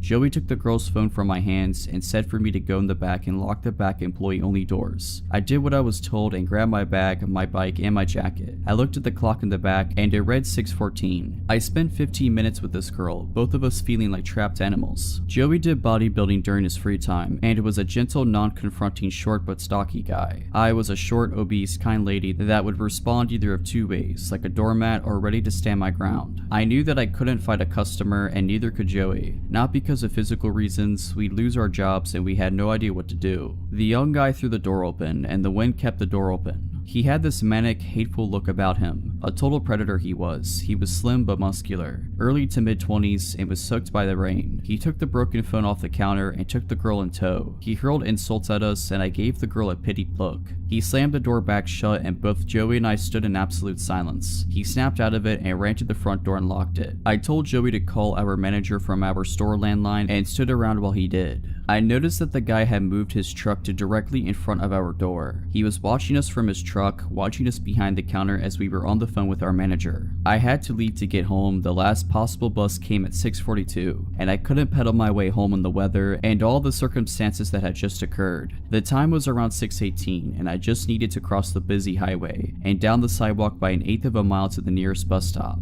Joey, the guy, and I played the waiting game. It was 6:23 when the guy finally left our parking lot. I told Joey that I would leave at 6:25 so I could arrive at the stop safely. Joey opened the front door and I threw myself on top of my bike and pedaled harder than I could ever imagine. Now mind you, our store was in an industrial shopping area at the very edge of town. We worked next to a sub shop and worked across from a strip mall with a bullseye store and a local chain grocery store with other retail stores and a bank all in that large lot. It started to downpour, and as I tried to pull out of our parking lot straddling my bicycle, I caught a glimpse of the red truck looping around the sub shop. The highway had dual lanes each way, and I had to play real-life Frogger. If I wanted to make it my destination in one piece, there was a few cars that slowed for me as I hauled myself to the other side of the road. I jumped off of my bike and threw it on top of the curb. I promptly hopped back on and tried to pedal off. My front wheel was stuck in the grassy strip, and my right foot had slipped off of the pedal. My shin struck the pedal, and I had to act quickly. I grabbed the frame of my bike and jogged awkwardly to the bus stop. The red truck pulled into the bank parking lot of which I had just passed. The truck pulled around and went out through the entrance across from the sub shop and took the closest lane to me. He went at a crawl and turned at the red light so he could circle the main parking lot of the shopping center. There was 3 ways to get into that parking lot, one to the left, one in the center, slightly off to the right across of the sub shop, and the other far to the right next to the grocery store. I stuck to the sidewalk since it felt safer and was in front of people. The truck patrolled the parking lot, the hunter stalking its prey. I felt cold, sore, and cornered just like an injured animal. There was a couple of cars that pulled into the left entrance of the parking lot, causing the truck to stop from re-entering the lot again. I almost collapsed in the bad small bus stop, and I felt my phone buzz. I saw that it read Joey, so I rested my bike on my person to answer the call. Joey told me that he was watching, and even though he had an elderly couple in the store that he was helping, that he wouldn't allow the guy to hurt me. I started to cry. All of this had just gotten to me. The red truck looped around once again and again. I saw the bus pull up early at 6:39 and I couldn't be happier. I knew the driver since I used the buses to get around town, errand shopping, and to get to and from work. I had my stupid bike to worry about. I hung up the phone with Joey, putting my phone in my jacket pocket, and strapped down my bike in the rack that was in front of the bus. I struggled since I shook, and my bike was slick from the rain. I got on the bus and turned to the open bus doors, and saw that the truck took a left at the center entrance of the lot. I could finally let my guard down. I sat at the front of the bus, and my hands shook at trying to get the $1.25 for the fare. The driver said that it was okay and that I could take my time with the change. I kept my backpack on and pulled my damn phone from my pocket, dialing Joey's number, letting him know that I was fine. In under 15 minutes, I made it to my apartment safe, but deeply disturbed. I took my bike in so it wouldn't draw any attention to where I lived. All of this gave me an idea to leave my own domestic abuse situation. To this day, I wonder about that girl and hope that somebody more daring and stronger than me called the cops on her abuser, that she had the strength to leave that violent man for her to write her own story and to recover from all of it. I'm currently doing significantly better in life and finally have my own car, and I live a couple states away safely from my past life, even though I'm states away and it's been 3 years now. For a little background, I'm a 27-year-old female and I recently just moved into a nice apartment in a safe neighborhood with my 2 dogs, Charles and Wigwam. Charles is a Corgi/German Shepherd mix and is the most loving but overly obnoxious dog, while Wigwam is a Lhasa Apso who is quiet, sweet, and most definitely scared of his own shadow. I've only been in my new place for about a month, and after this experience, I highly doubt I'm gonna make it here for the duration of my year-long lease. The way these apartments are set up is that each floor has its own set of doors that lead to 4 apartments and a fire escape door that only opens from the inside. I'm on the back side of the building, which places my patio about 10-ish feet from the fire escape stairs. I take my dogs out 3 times a day, midnight being the latest I will go out by myself, and every time I leave my apartment, I put the bar lock on my patio door and lock my front door without fail. About a week ago, we had a snowstorm and I had cracked my patio door because, well, I love cold weather and I'm an adult, and if I want to watch the snowfall, then I can do that. It was around 11 p.m. and I decided that since it was getting late, I should take the dogs out for the night, and since they both hate snow, this would be a quick trip. I go to lock the patio door and decide against it because I'm on the 5th floor and I'm only going to be outside for a few minutes. I get the dogs ready, grab my keys, and lock my door as I leave the apartment. I get down to the designated pet area with my beloved snow-hating dogs and let them do their thing, and then back to the apartment we go, and we get back in safely, or so I thought. This is where I thought I was losing my mind, but in actuality, stuff was about to get real. As soon as we walk into the apartment, my dogs run over to the patio door and I notice the door is shut and the bar is locked. Mistake number 2, I immediately think that's strange, but didn't connect the dots. I go into the kitchen to get dog treats, and both dogs start going crazy and growling at a large cedar chest in my living room, and as I'm walking to see what all the commotion is about, I see a pair of eyes creeping from under the chest lid. I stood there for about 5 seconds before I realized what I was seeing and calmly walked backwards to my front door, opened it, and told my dogs let's go outside, and they ran out without leashes, and I immediately get them and myself in my car, lock the doors, and call the police. The police show up in less than 5 minutes and they go up to my apartment, and after about 20 minutes, 2 officers are dragging a 40-ish-year-old guy out of my building in cuffs, and the plot thickens. This dude had been watching me since I moved in and had been stalking out my place, waiting for an opportunity to get inside because he knew I lived alone. If that's not creepy enough already, he had a fanny pack since it's still 1990, and he had a pocket knife, needles, ketamine, and a picture of me from the day I moved in, and his plan was to sneak in through my patio door, wait for me to fall asleep, and whatever knows what else. Needless to say, I didn't sleep for days because I thought he would come back. Luckily, the guy is still in jail, but I'll never forget those eyes.